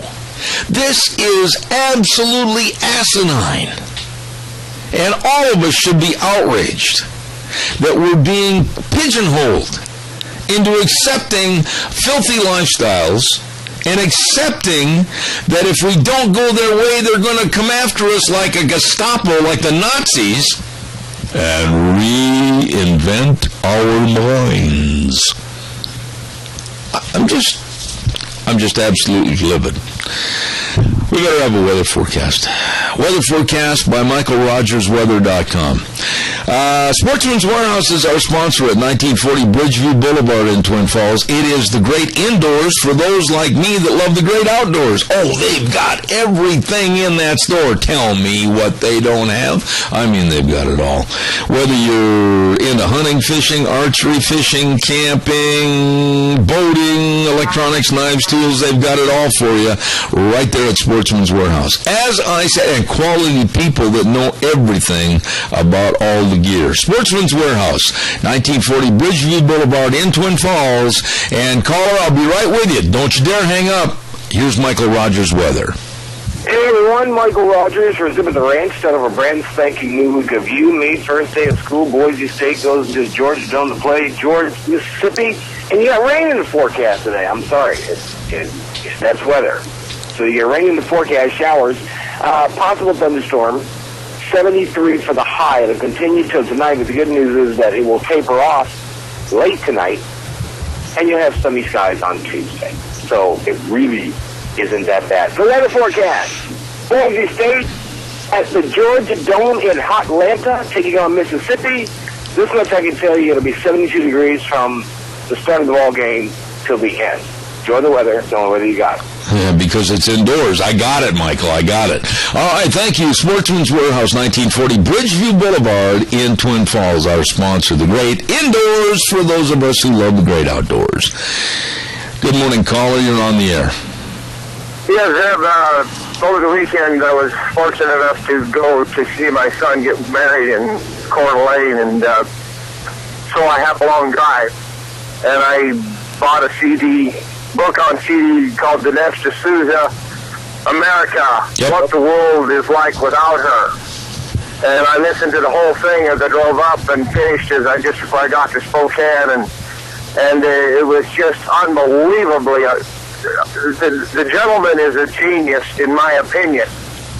And you say to yourself, how do we allow these things to happen to us?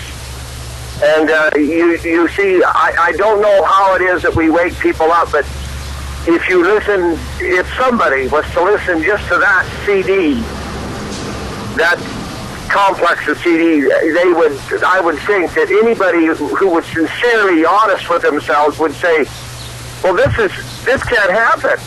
We can't let this happen to our country.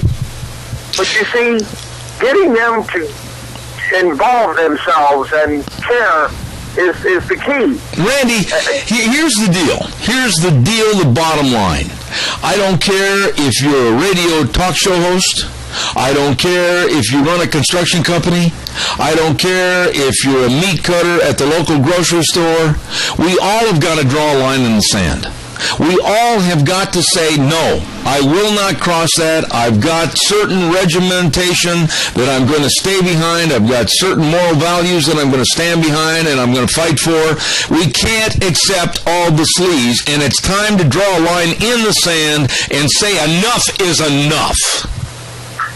Well, what I find in my studies, and I study as hard as I know how with the time I have, and that these people really do not know that if they get everything they want, I'm talking about the environmentalists, the liberals, if they break the society down to where they want it to be, they really do not know what it will be like. But it will not enable them to do what they do now, because if there's nothing, Zeb, there's nothing to get anybody to do, because we're all too busy trying to survive. You can't have a society without values. You've got nothing but anarchy and chaos if you do. And you've got to have values, moral values and law values. And without that, you have nothing. Exactly. And see, the reason why America is so great is because it has values with freedom, personal responsibility. And so, as I drove up there, I look at all the activity, and I see the police, and they're thrashing, chattels and grain, and I'm saying, this is a machine that will be hard to kill. Yeah. As much as they want to think that they are going to, these people that are continue to work every day and produce and maybe in their case, ignorance, forgive me, is bliss. Because they ignore us, they don't worry, and they think that we're just going to go ahead and do it. Well, here's the bottom line, and I got to do some commercials, Randy, but I'll tell you this much. If they're going to tell a farmer in upstate New York that they have to lease their property to have a gay wedding, and they can tell anybody anything.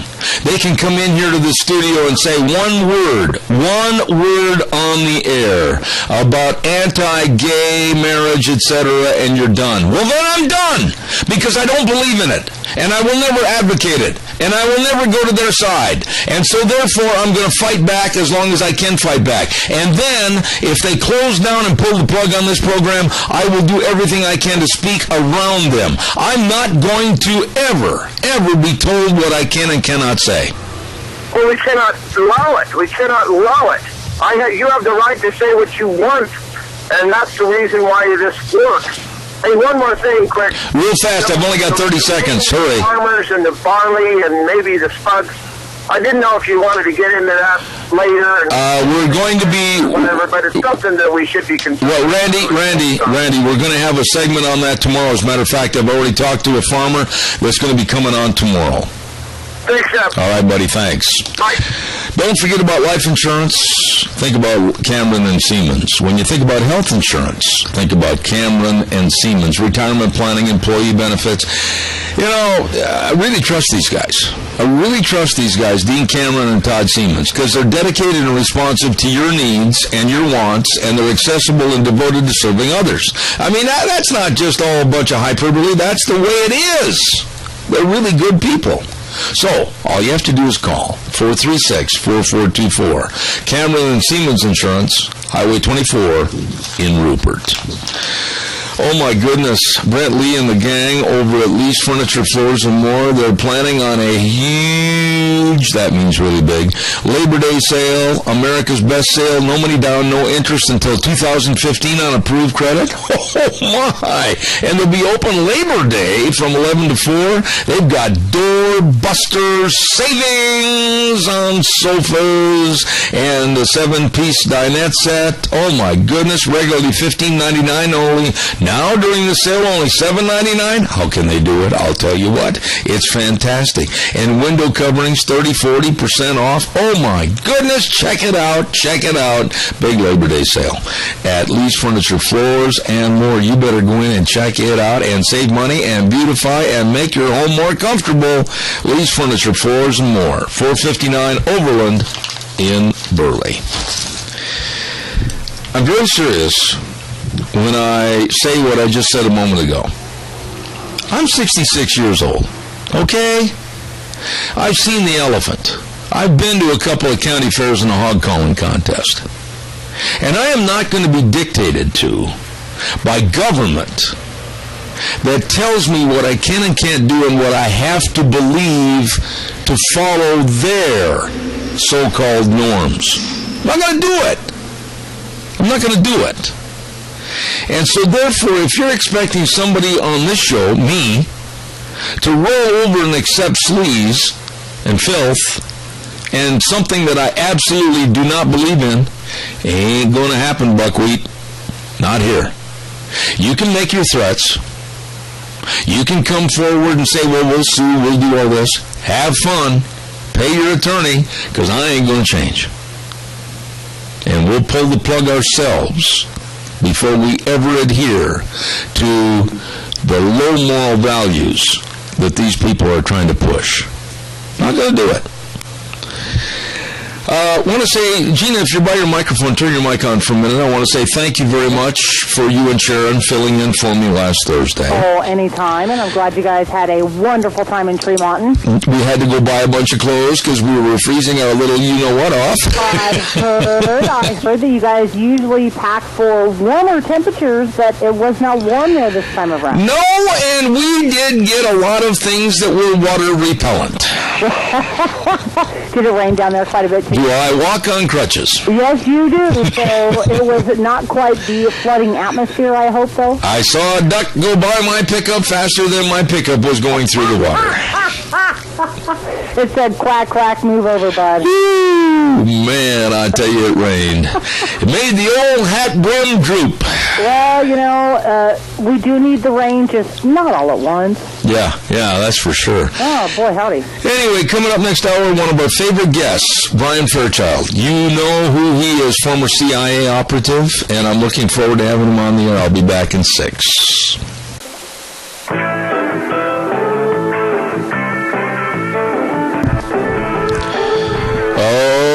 Good morning. Welcome back. Hour number 3. We made it this far on not much sleep. Didn't sleep good last night. Boy, am I going to take a nap this afternoon, I'll tell you. I'm Zeb Bell, Zeb at the Ranch, and of course, our big sponsor, our major sponsor, your Magic Valley Les Schwab Tire Centers, all 7 locations serving you, along with some of our great advertisers like Lee's Furniture, Floors, and more at 459 Overland and Burley. And, of course, Western Way Services, always at your disposal. Get rid of your garbage. Call Kelly and the crew, 734-6969. Oh, listen to this. I just have the updated menu for this week at the Chadwick Sports Grill, 139 West Main in Burley. Today, Monday, they're going to have pasta primavera with garlic toast and super salad, just $8.95. Ooh, that sounds good. Is good. You better be there. Enjoy all the sports memorabilia up on the wall and the great service and, of course, delicious food at the Chadwick Sports Grill, 139 West Main in Burley. We're going to go to the phone lines right now, and one of my absolute favorite guests, and I mean that because he's so informative, and he's writing an excellent blog under the name Blind Eagle, and I suggest heartily that you go to that blog and read, because this man knows what's going on. Former CIA operative, and what he writes about is the truth. What he writes about, we all need to read and understand, because we're in a mess right now. Good morning, Brian Fairchild. How are you? I'm doing fine, Deb. How are you this morning? Well, okay. Brian, let's tell the audience, you and I have never had the opportunity to meet face-to-face and shake hands, but I feel like you're just absolutely one of my dearest friends, and I trust you. And I trust what you're writing, because it's falling right into what I'm hearing from other people about how inept, how amateur, and how absolutely out of touch this administration is as far as our security, whether it's international or whether it's here. And now with this ISIS scare, I am really worried, and I've been telling people on this program, lock and load, baby, because we might be under siege. We never know. What are your thoughts? Yeah, I think it's we're in probably the most dangerous time since the beginning of before 9/11. These guys in ISIS have just basically declared war on us in a document that went to the Foley family, the James Foley, the journalist who was beheaded by these guys just a few days ago. Well, they sent a letter to the family, but it wasn't a letter to the family, Zeb. It was a letter addressed to the United States government and its citizens. And in the letter, they say, they declare war on us. I mean, the letter really wasn't about Foley. It wasn't addressed to his family. It wasn't about him. It was about them saying, hey, we're coming after you, and we're coming after your citizens and your elderly and your women and your children. So that's something to take account of right there. Brian, I don't think these people that are the vermin of the earth, in my opinion, but I don't think these people are just giving a bunch of verbiage just for the sake of exercising their lungs. I think these people are to be feared. I think these people need to be killed. They're like a cancer. And I'm going to ask you one thing right here. Do you know who General Thomas McInerney is? Oh, yeah, sure. All right, Thomas McInerney, I have a lot of respect for that man. He's been on my program on numerous occasions, and this morning he just basically was so outraged and so upset about Obama, he said, quote, Obama is completely out to lunch on the severity of ISIS. Would you agree? Oh, absolutely, absolutely. It's like It's like the president has had his head in the sand. He doesn't want to deal with it. He doesn't want to admit that there's a problem. He wants to make it sound like it's a JV, junior varsity team, regional problem that has to do with Iraq. And really, it's none of that, Zeb. This group has set up an Islamic State. They didn't set up the Sunni states of Iraq. They set up the Islamic State. They wiped out the borders between Syria and Iraq, and their intent is to spread their vision of Islam as far and as wide as possible. And we stand in their way. We, the United States government, stand in their way. And because of that, they will attack us. How come, and you, of all people that I've ever had on this program, can answer this more directly and more poignantly and more honestly than anybody else? How come the strongest and supposedly the most knowing country in the world could have been so damn dumb as to the effectiveness of ISIS? Well, I think there are many different reasons for that, but I'll settle on a couple. One is the president's ideology, where the president doesn't want to, have anything. He doesn't want to admit to anything that puts Islam and terrorism together in the same sentence.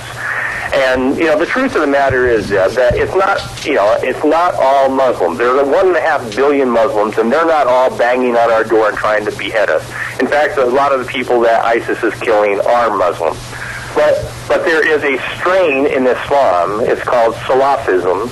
And Salafism, the Salafi jihadis are the guys that want to kill us. Well, the president doesn't want to admit to that.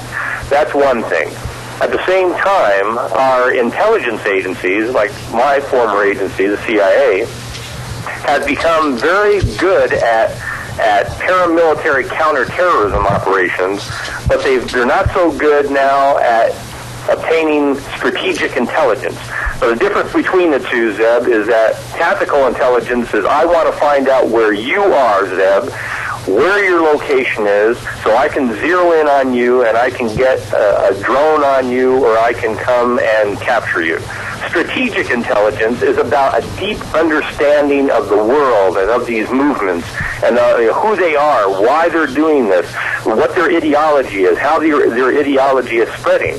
And that's really where we've fallen down, Zeb, because we've never, ever, ever targeted the ideology.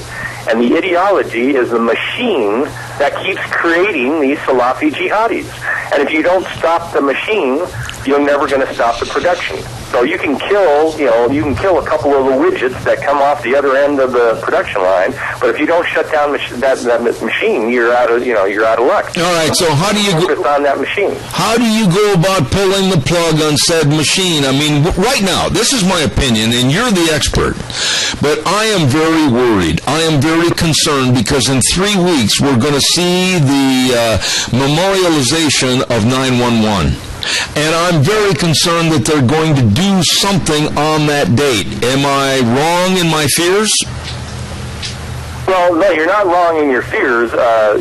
We, the intelligence community, every year at the 9/11, the 9/11 anniversary, we fear that there might be an attack. And of course, it would be a feather in the cap of these guys if they actually carry out an attack on that date. But it's not necessarily going to happen on that date. I think that they might very well have an interest, but it all comes down to their operational capabilities. If they are operationally set, ready to go, they've got people in country, and that's all taken care of, then yes, they'll go ahead and they'll conduct an attack on that date. But it could be later on this afternoon, Zeb. It could be tomorrow. It could be a month from now. But it's coming. I mean, I don't think I know anybody in the intelligence community that thinks it's not coming other than the White House.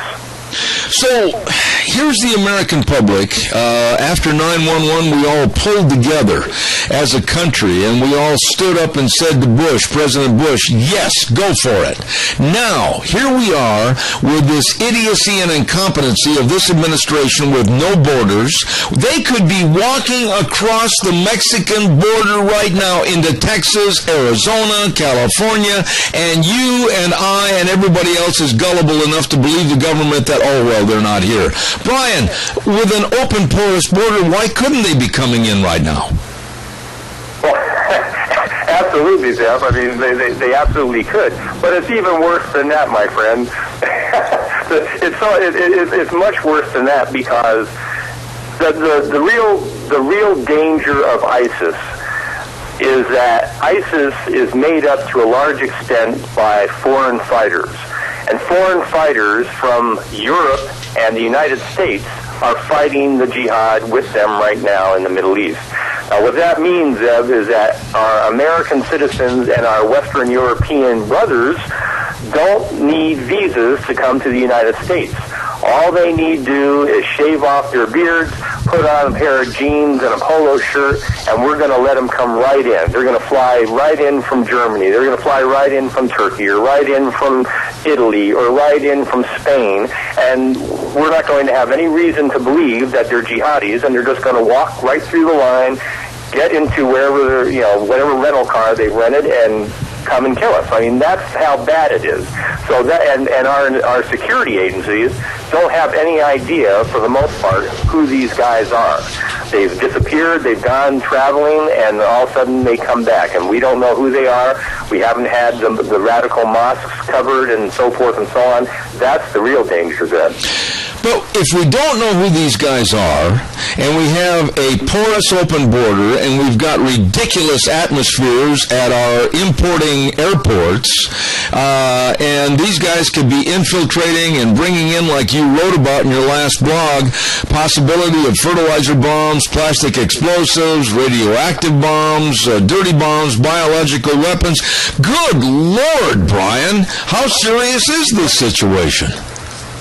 Oh, I mean, it's extremely serious. And one of the keys to understanding these guys is, and your listeners have probably, heard this on the news, is that these guys split away from, old guard Al-Qaeda. Osama bin Laden and Ayman al-Zawahiri's group.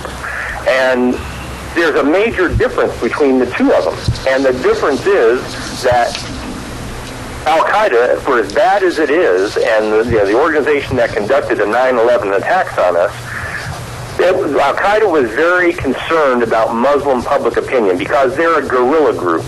They swim in the sea of the Islamic communities around the world, and they need support from those Islamic communities. So Ayman al-Zawahiri, the guy who's the head of Al-Qaeda now, doesn't want to have anything like public beheadings. He doesn't want to have war against the Shia Muslims.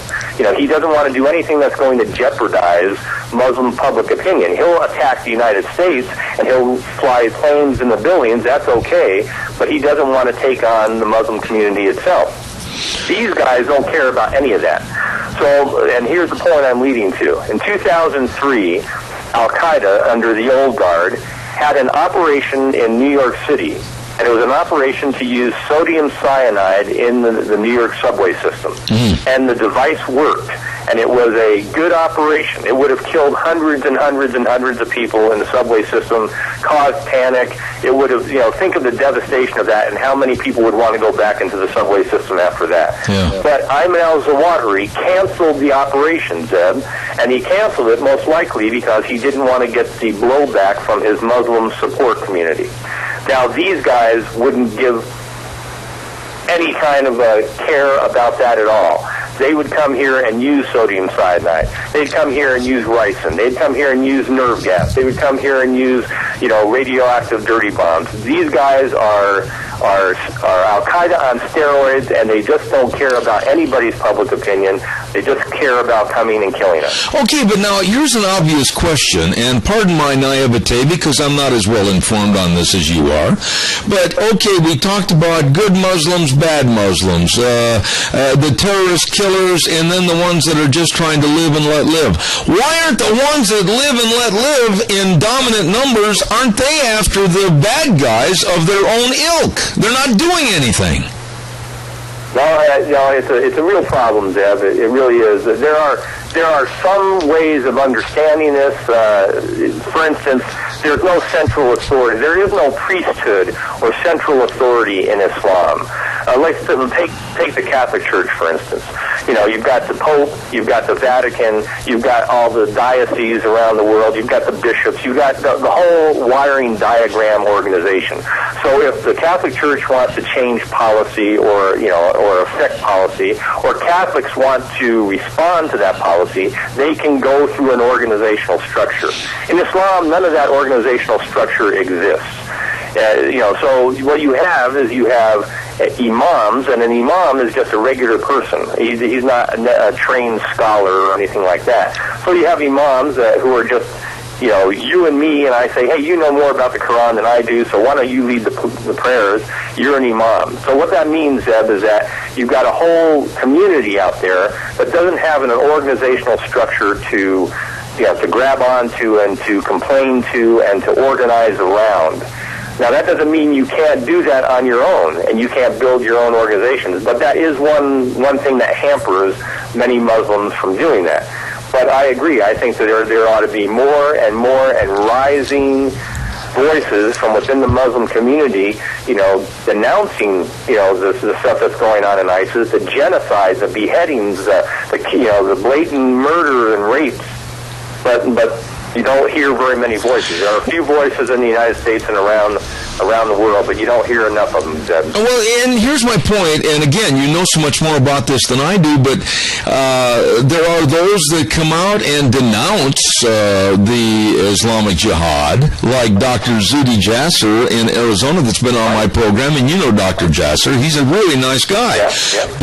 But the question I have is, why aren't they denouncing them publicly? Why aren't they forcing and coercing other Muslims to get on the radio, get on the television, be interviewed in the newspaper, and denounce it? I'm afraid that if there's a call to jihad, we're all in trouble because they'll follow the so-called calling of Quran. Am I wrong? Oh, well, you've got an excellent point, and I think that one of the answers is that you've got a bunch of guys, you've got a bunch of cold stone killers out there who, if you criticize them, will kill you. They'll say, okay, well, you're an apostate. If you're questioning me, the bad guys, the ISIS guys, if you're questioning me and I'm telling you I'm basing everything on Allah's commands within the Quran, then you're criticizing Allah, and that means that you're not truly a Muslim anymore. You're an apostate, and the death for apostasy in Islam is murder. So on one hand, you've got that. It's like the mafia moves into your neighborhood and says, hey, we're here to help. And if you go up against the Colombo gang or whatever, you're dead meat. So that's one aspect. On the other aspect, you've got, 13 years since 9/11 of atrocious atrocities, atrocious behavior, murders, rapes, killings, and by now, you would think that there would have been, a good number of Muslims that just couldn't take that anymore and would organize against that, like Zuhdi Jasser and others, and all credit to them. But the common guy on the street, Zeb, is just, he's not political. He doesn't want to get involved, and he doesn't want to be called an apostate and put on a list for death. So that's one of the problems. And if you can help those guys. If, as an American government, you have a policy that, first of all, explains to everybody who the bad guys are, go after the bad guys, and support the good guys. Yeah. But right now, we've got a president who says, there's nothing even going on. Nothing about Islam has anything to do with this stuff. So as long as you're like that and there's nobody to back you up, as a Muslim, you're probably not going to want to run out into the front of the group and say, I denounce these people because you're going on a list. Yeah. I've got time for just one more question and a short answer on this. I got about 4 minutes left.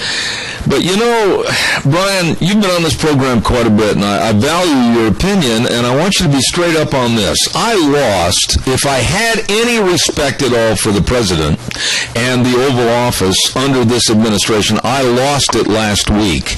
After the beheading of James Foley, the president stands at a podium with an open neck shirt, a golf shirt under a sports jacket. 10 minutes later, after he has the press conference, he is literally whisking whisked away to a golf course to go play golf with Alonzo Mourning and others, laughing, giggling, having a good time. The optics of this president not caring were glaring after that news conference. Do you agree with me or not? Oh, I absolutely agree with you. And I think the man is probably the worst president we've ever had. There's nothing I can say. I would never defend any of that. And this whole concept, what really bothers me, Zeb, is this whole concept that, the president can do business from anywhere because he's got his advisors, and all that whole argument is just crazy. I mean, any CEO of any company, if you've got any kind of a problem, you're going to arrange your team in the cabinet room, and you're going to say, okay, Bill, I want you to do this. John, I want you to do that. Hey, Harry, why did that happen under your watch? And you're going to keep these people under tethers. You're going to issue orders. You're going to get reports, and you're going to put a plan together.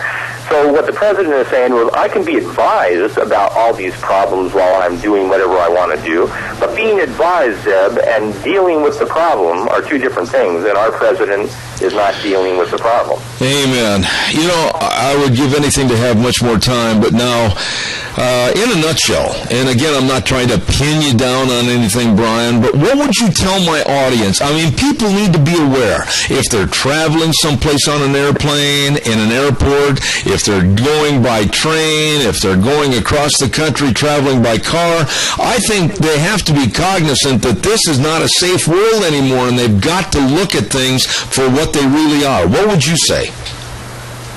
Well, I would say you're absolutely right. I would love to be able to give your listeners, specific advice that if you see this guy with a nervous tick in his left eye and then carrying a red, umbrella, run for cover. But it just doesn't work like that anymore. You have to have a deep intelligence understanding of the problem in order to go after the bad guys, because Islam is like any ideology. You and I could be ISIS. I mean, you don't have to be Middle Eastern or look Middle Eastern. You can be from Nigeria. You can be from Asia. You can be, white guys from the United States or Nordic folks from Norway.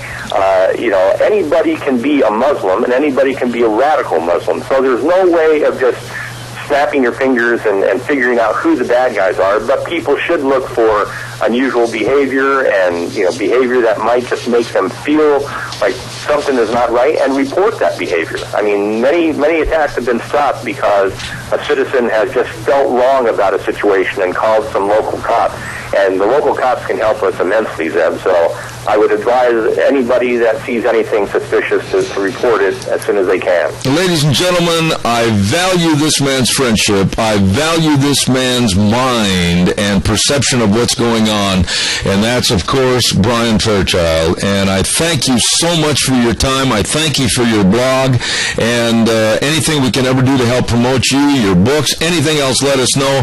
I'll be in touch and have you back in the near future. Brian, thank you. Thank you so much, Zeb. Talk to you later. God bless. Thank you very much. Wow. I mean, there you have a man that knows. There you have a man that has been in the middle of the fire, if you will. There you have a man that has served this country over in Iraq and Afghanistan. There you have a man that is a former CIA operative, and he understands what's going on. It's very spooky. Wow. I'll have him back shortly. You can bet on it. Ladies and gentlemen, don't forget that on Thursdays we have a segment called Cassia County School Days, and we have two absolutely wonderful sponsors, and I just want to say how much I appreciate them.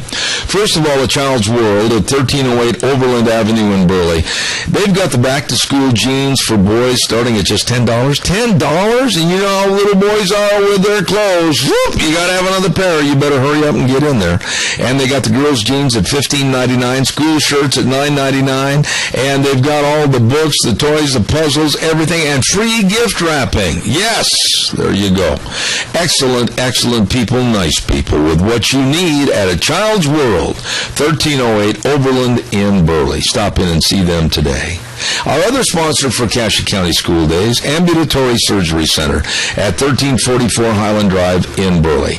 And you know, there's so many ways that they serve you with outstanding medical care and saving you money. Procedures like knee arthroscopic surgery, hand and foot surgery, eye surgery, ear and tonsils, life-saving colonoscopies.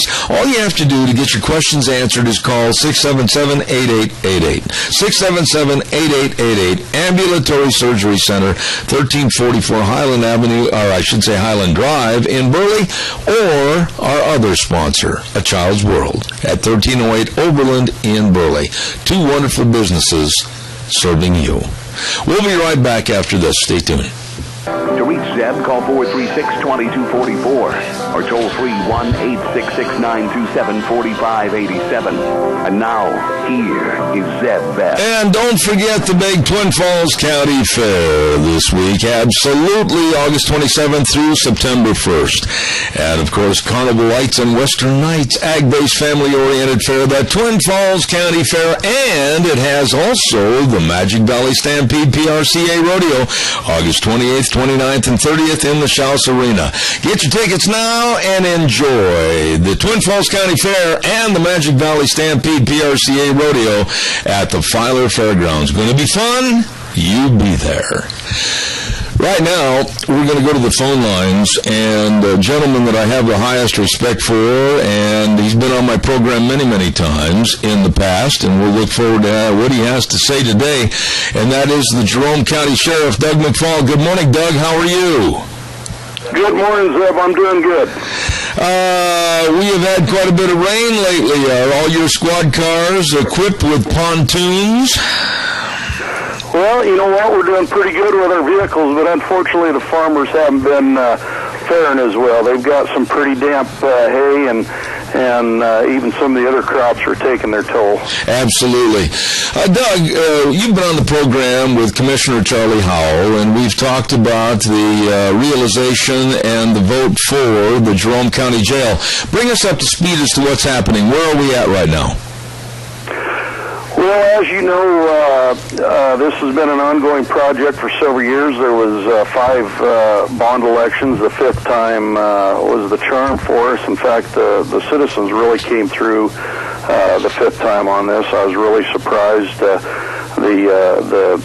yes votes came in at over 70%, and that was really exciting.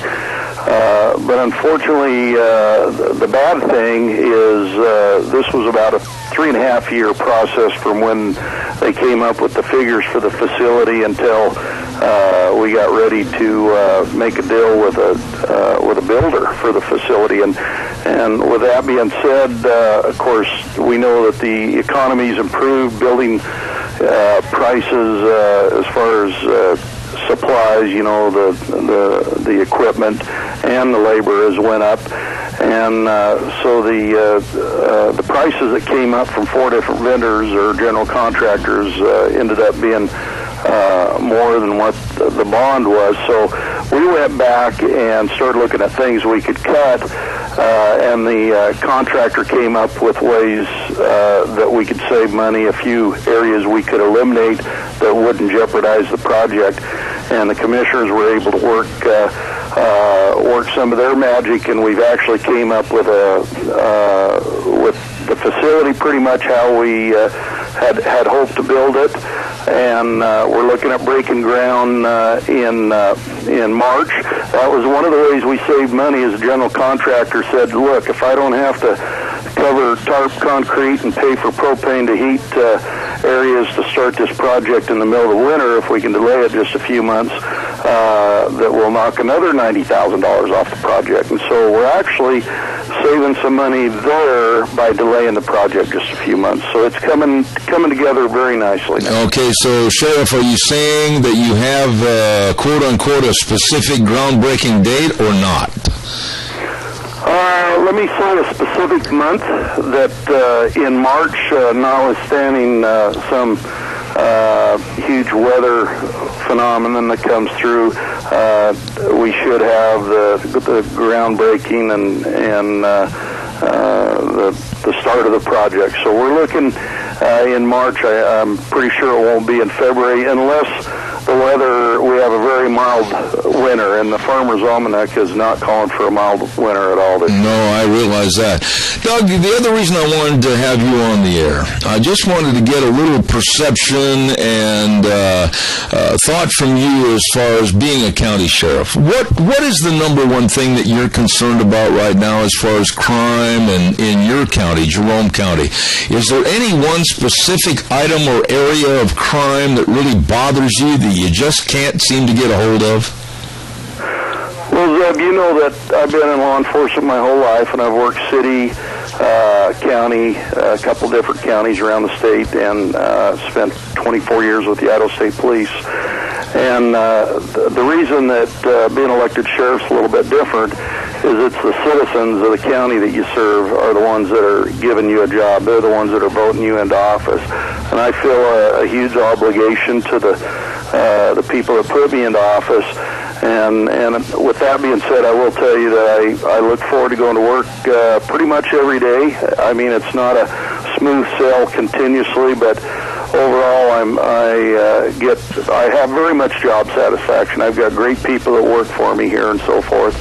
And probably our biggest obstacle nowadays is making things work with what we have available, and that includes manpower, equipment, and money. Money is a big deal. We've got so much to work with through the tax system. Mostly, a lot of it's property taxes and a few other revenue sources. And we have to make sure and give the citizens the best possible service that we can with the available resources that we have. And it can be a challenge, but if you've got good people to work with, you've got good employees, it's imperative that that the sheriff get along with the county commissioner and the county clerk. We all work as a team when it comes to budgets, and I appreciate that aspect of my job. And that's the biggest challenge, but if you've got good people surrounding you, you can make it work. Let me ask you this, and I'm not trying to be naive when I ask this question, Doug, because we've been friends for a long time, but do the bad guys know this in regards to various counties that might be struggling, and is that where they try to set up shop and have their modus operandi? A little bit, Zeb, but to be honest with you, in the Magic Valley here, the only real barrier that we have, county lines are not a physical barrier at all. And the only real barrier we have is that Snake River Canyon, but we got a couple real fine bridges across that canyon, and we've got a lot of people that do business in Twin that live in Jerome, and people that live in, live over on the south side that come to work over here in Jerome with our dairies and our industry and so forth. Well, the bad guys kind of play by the same rules. Usually, those people that are stealing from the good people and dealing drugs and causing us a lot of heartache. They don't stay in one county. We've got mutual enemies, if you will, between Twin Falls, Jerome, Gooding, and Lincoln counties, and to some extent the entire Magic Valley. That's why we have like the Magic Valley Sheriff Association, myself and the other sheriffs from the 8 counties here in the Magic Valley meet once a month and discuss issues. Also, our investigators meet, and we also have a critical incident task force, and those folks meet and help each other out. And so there is a lot of sharing. So the borders don't really stop those folks. Now, I will say that the counties that invest more resources in proactive law enforcement probably have a little bit better results with crime rate. But it's not a given. The crime rates go all over, up and down. We thought when we had back in 2008 and on, we thought we were going to have an influx of crime due to the economy. being so bad, and that actually didn't happen. We were quite surprised. Doug, let me ask you this. There's been quite a few people across the United States that have tried to get my opinion changed on the legalization of drugs. And there's been quite a few lobbyists that have called me from back on the Potomac in Washington, D.C., and have asked me to have various programs on legalizing drugs. As a county sheriff, what are your thoughts about these people that want to legalize drugs? I personally am against it. What are your thoughts? Well, and we have had these discussions in the Idaho Sheriff's Association meetings, and there's been a fair amount of research that's done. I will tell you, if you talk to those county sheriffs in Northern California, where a lot of the legal marijuana grows have popped up, I think every sheriff around Riverside and north parts of California will tell you that that has brought a lot of criminal activity. Even though there's supposed to be legal marijuana grows, there's also a lot of illegal marijuana grows, and most of that drug trafficking also brings in different levels of organized crimes. That's how a lot of the gangs they get involved in the drug trafficking. That's how they make their profits to operate on and so forth. So I'll tell you, I was open-minded because I do know that there's some medical uses, even for like marijuana. I've talked to people that have been going through chemotherapy, and they've went through the medical marijuana treatment on some of that chemotherapy treatment, and it's helped them out tremendously. So I do believe that there is a segment out there that probably is valid for medical purposes to help these people from suffering. But as far as across the board, kind of like what Washington and Colorado's done, I think it's brought a lot more problems than what even law enforcement thought it was. And speaking of Colorado and the mess back there, and I've talked to a lot of people that live there, and they're not in favor of what's happened in that state. But Doug, how do you enforce the driving while intoxicated laws under marijuana? I mean, doesn't this throw everything into a tailspin? No, it really doesn't. We've been doing that for years, Zeb, and it's really the byproduct of the drug that the officers are looking for. In other words, it's the driving habits, people that are weaving back and forth and failure to stop at red lights and driving off the road, driving either very fast or very slow. Just a lot of them are similar to the same driving habits that persons under the influence of alcohol exhibit, and they just approach it from that direction. And once they eliminate alcohol as being a cause of their influence factors, then they'll call in a drug recognition expert to help them out. They can go through a process and determine if it's stimulants or barbiturates or marijuana, the different types of drugs. They're very good at that, at identifying what is causing the influence. And used to be we very seldom went to court. This is back in the early days with a blood alcohol test. In fact, when I started, we were using the old MOBAT, which was a Bluin test, and a lot of times if somebody refused, it wasn't a big deal, because when you went to court, you just told them the driving habits and the field sobriety tests that were performed, and that's what you got a conviction on. Of course, even with alcohol, you can take a breath test or a blood test, but even with drugs, they can take blood or urine from someone and determine what drugs they have in their systems. They can't tell the level of intoxication necessary like they do as easily with alcohol, but they still show that there's drug in the person's systems, and then they testify to the driving habits that this person performed. And if you can prove that the drugs affected that person's ability to safely operate a motor vehicle, they can get a conviction. Sheriff, I would be amiss if I had you on the program and didn't ask about the situation back in Missouri, because I want to know your thoughts. I thought, and I do more so every day, that what happened in Ferguson, Missouri was absolutely atrocious against the policemen, against the department, and it's almost like a slam dunk that the policeman is guilty before ever having the evidence turned into the grand jury. It looks like there's an anti-feeling against the police before all the evidence has been turned in and disseminated by the grand jury. What are your thoughts about what's taking place back there? Well, I don't believe that two wrongs make a right, and I think, like what you say, when there is a law enforcement involved shooting or fatality, then the people involved need to be held accountable, but also, our system allows someone to be innocent until they're proven guilty. And I think that people are overreacting before all the evidence has been processed and the situation's been investigated. Transparency is a huge thing in law enforcement nowadays, and I think that the law enforcement back there is doing the best they can to do that. The governor brought in the state troopers the state police to take over some of the security operations, and that just brought someone from the outside. We do that in the Magic Valley. If I have something happen in Jerome County involving my officers, I ask one of my brother agencies or even the task force to come in, somebody from the outside, and sometimes we even bring in the state police or the investigations in the state police or the Attorney General's office to investigate.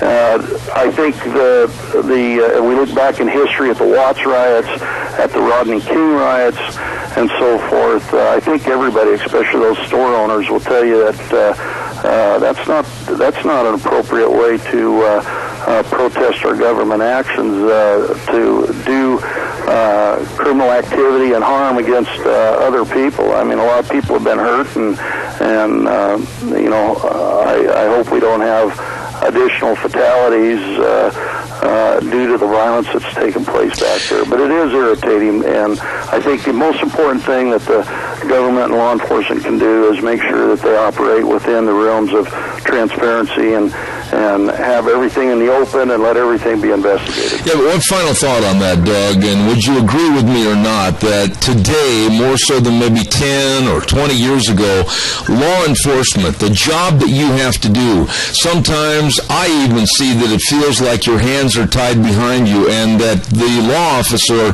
is restricted in really enforcing the law. Well, sometimes we feel like that too, but I'm glad that we have the support we do in Idaho. I think law enforcement overall is pretty well represented. I know that the citizens that we serve, there's just a small segment of those people that really dislike law enforcement. I've got to say, out of the blue, I get calls from people, or people stop me or my deputies on the street, and they say, hey, I just want to tell you I appreciate the job you guys are doing out there. I know it's tough, and man, that goes a long way. It makes you want to go out and work that much harder for them. Sheriff Doug McFall of Jerome County, I really appreciate your taking the time this morning, and it was almost painless, was it not? Yeah, absolutely, Zeb. I appreciate it, and thank you very much. We lucked out. We got through our fair and so forth with very little activity, and so things have been going quite well. I don't think we're going to have 100 or 500,000 people showing up for a canyon jump. So I think the only thing we got to worry about is giving everybody their time off to go hunting this fall. All right. I really appreciate you coming on the program and look forward to having you back. Thank you very much. Thank you, Zeb. Take care. Take care. Jerome County Sheriff Doug McFall, and appreciate his candid answers on the program this morning. Holy smokes, you know what I forgot to do? I forgot our weather forecast for a few minutes ago. And the weather this hour brought to you by Scarrows Meats, 331 North Road, Jerome, 324-7657, the number to call. Locally owned custom meat processor for over 20 years, Don and the rest of the crew, and believe me, everything they sell is guaranteed. And it's delicious. Selling taste, one bite at a time. Here now is Michael Rogers' weather. Hey everyone, Michael Rogers for Zip at the Ranch. Start of a brand spanking new week of you, me. First day of school, Boise State goes into Georgia Dome to play Georgia, Mississippi, and you got rain in the forecast today. I'm sorry, that's weather. So you get rain in the forecast, showers, possible thunderstorm. 73 for the high. It'll continue till tonight, but the good news is that it will taper off late tonight, and you'll have sunny skies on Tuesday. So it really isn't that bad. The weather forecast. Boise State at the Georgia Dome in Hotlanta, taking on Mississippi. This much I can tell you, it'll be 72 degrees from the start of the ball game till the end. Enjoy the weather. It's the only weather you got. Thank you, Michael. MichaelRogersWeather.com. And, of course, brought to you this hour by some really good folks at Scarrows Meats, 331 North Road, Jerome. Number to call and maybe line up a marinated tri-tip. Oh, it's delicious. You call them at 324-7657, 324-7657. Scarrows Meats, selling taste one bite at a time. Oh, Gina, how are you this morning? Did you have a good weekend? Kennedy's back in school. My goodness, while the child's away, Mom's going to play! No, I wish so, but Mom's got to work, and still working on Brianna's car and trying to get that done, and, you know. Wasn't that a absolutely chilling but yet very informative interview with Brian Fairchild? It was very, very informative, and he has a lot of great insight into what's going on with the Islamic State and what's not going on with our administration. You know, Gina, I travel a lot, or I used to. I've cut back on my travels, and I can tell you that and I'm not ashamed to say this, it's just the way it is. I can honestly tell you that when I was traveling to, I was doing 150 performances a year. I mean, I was really on the road a lot, either driving or flying. Mm-hmm. And I can honestly tell you that the blasé or naivete attitude of some people in this country was very scary. I was in Fort Worth's airport, Dallas-Fort Worth Airport, and we were sitting there, and there was about 2 or 3 of us that were visiting, and all of a sudden, and I'm going to sound like I'm racially profiling, but this is what happened. A gentleman came along, and he was a Middle Eastern person, and he had a cardboard box that was tied with string. And he came into the concourse that we were waiting for our flight, and he sat there for a few minutes holding it on his lap. And then he looked very nervous, and he checked his watch, and he put the box underneath not the seat he was sitting in, but about 2 seats over, and then got up and left. What? Yeah. You don't do that anymore. I jumped up and went to the gate person that was working for the airline. It was a United flight. And I told what happened, and their attitude was, oh, he might come back and get it. Now, see, that's the attitude that needs to be corrected. When things like that happen at airports, they need to investigate immediately. Yes, because every time that I've flown, you know, the public service announcement or whatever it is comes over the intercom and says, please do not leave your bags unattended. If you see a bag that is unattended, please report it to the TSA. And then they don't do anything. Yeah. A cardboard box tied with string, I'd be running for a different car. Yeah, and the other 2 gentlemen I was sitting there visiting with that were leaving on the same flight and going to Salt Lake like I wasn't in a connecting flight, I mean, they went up and they said, for Pete's sakes, you know, we got to report this kind of thing. Are you going to do anything about it? And the gate person, it was a man, he said, oh, he'll probably come back in a few minutes and get it. It's that kind of a naive attitude that I think is going to cause America a lot of trouble. It will, because I tell you what, whenever I go to the airport to fly, I take my bags or, you know, whatever I have with me. I take it with me. Even if I have to just go to the bathroom, I have to take it with me. Number one, because that's what the TSA rules and regulations state. But number 2, I don't want anybody to steal my items. So for somebody to just leave a box underneath a seat that he wasn't even sitting in, that would raise so many Absolutely. For me. Absolutely. I just want to mention that because it's been, I guess, of course, nothing happened, but then on the other hand, it could have. Very much. Thank you. Don't forget your Magic Valley Les Schwab Tire Centers, all 7 locations serving you. Service is the key word right there. And, of course, they've got the best in tires for your cars, pickups, SUVs, horse trailers, boat trailers, dealers. Whatever you need tires for, they got them. The best. And, of course, along with that, they've got the best in front-end alignments for better handling and tire mileage. And the best in brake service. Absolutely professionally trained technicians that can really serve you. So I suggest today you get in there. They've got easy credit plans to work with, and they will take care of your needs. Absolutely the nicest of people. Lane and Rupert, Dave on Blue Lakes and Twin, Mike and Buell, Mike and Jerome, the Twist family and Paul, John on Poline and Twin Falls, and Randy on Oberlin and Burley, the best. Your Magic Valley, Les Schwab Tire Centers. You stop in and see them today. Now, we are working, I'm a little bit behind from being gone last week, and so I'm working on some really good guests for tomorrow, and when I say that, I can't give you the whole scenario, but I do know we're going to have Kyle Olson on from EAGnews.org talking about some teachers that aren't saying one nation under God because they're afraid it might cause them problems. We're going to talk about that. Dr. History's going to be on, and others, so tune in tomorrow morning at 8:06. Zeb at the Ranch. God bless. The way things were, the way things ought to be. We'll see you tomorrow morning.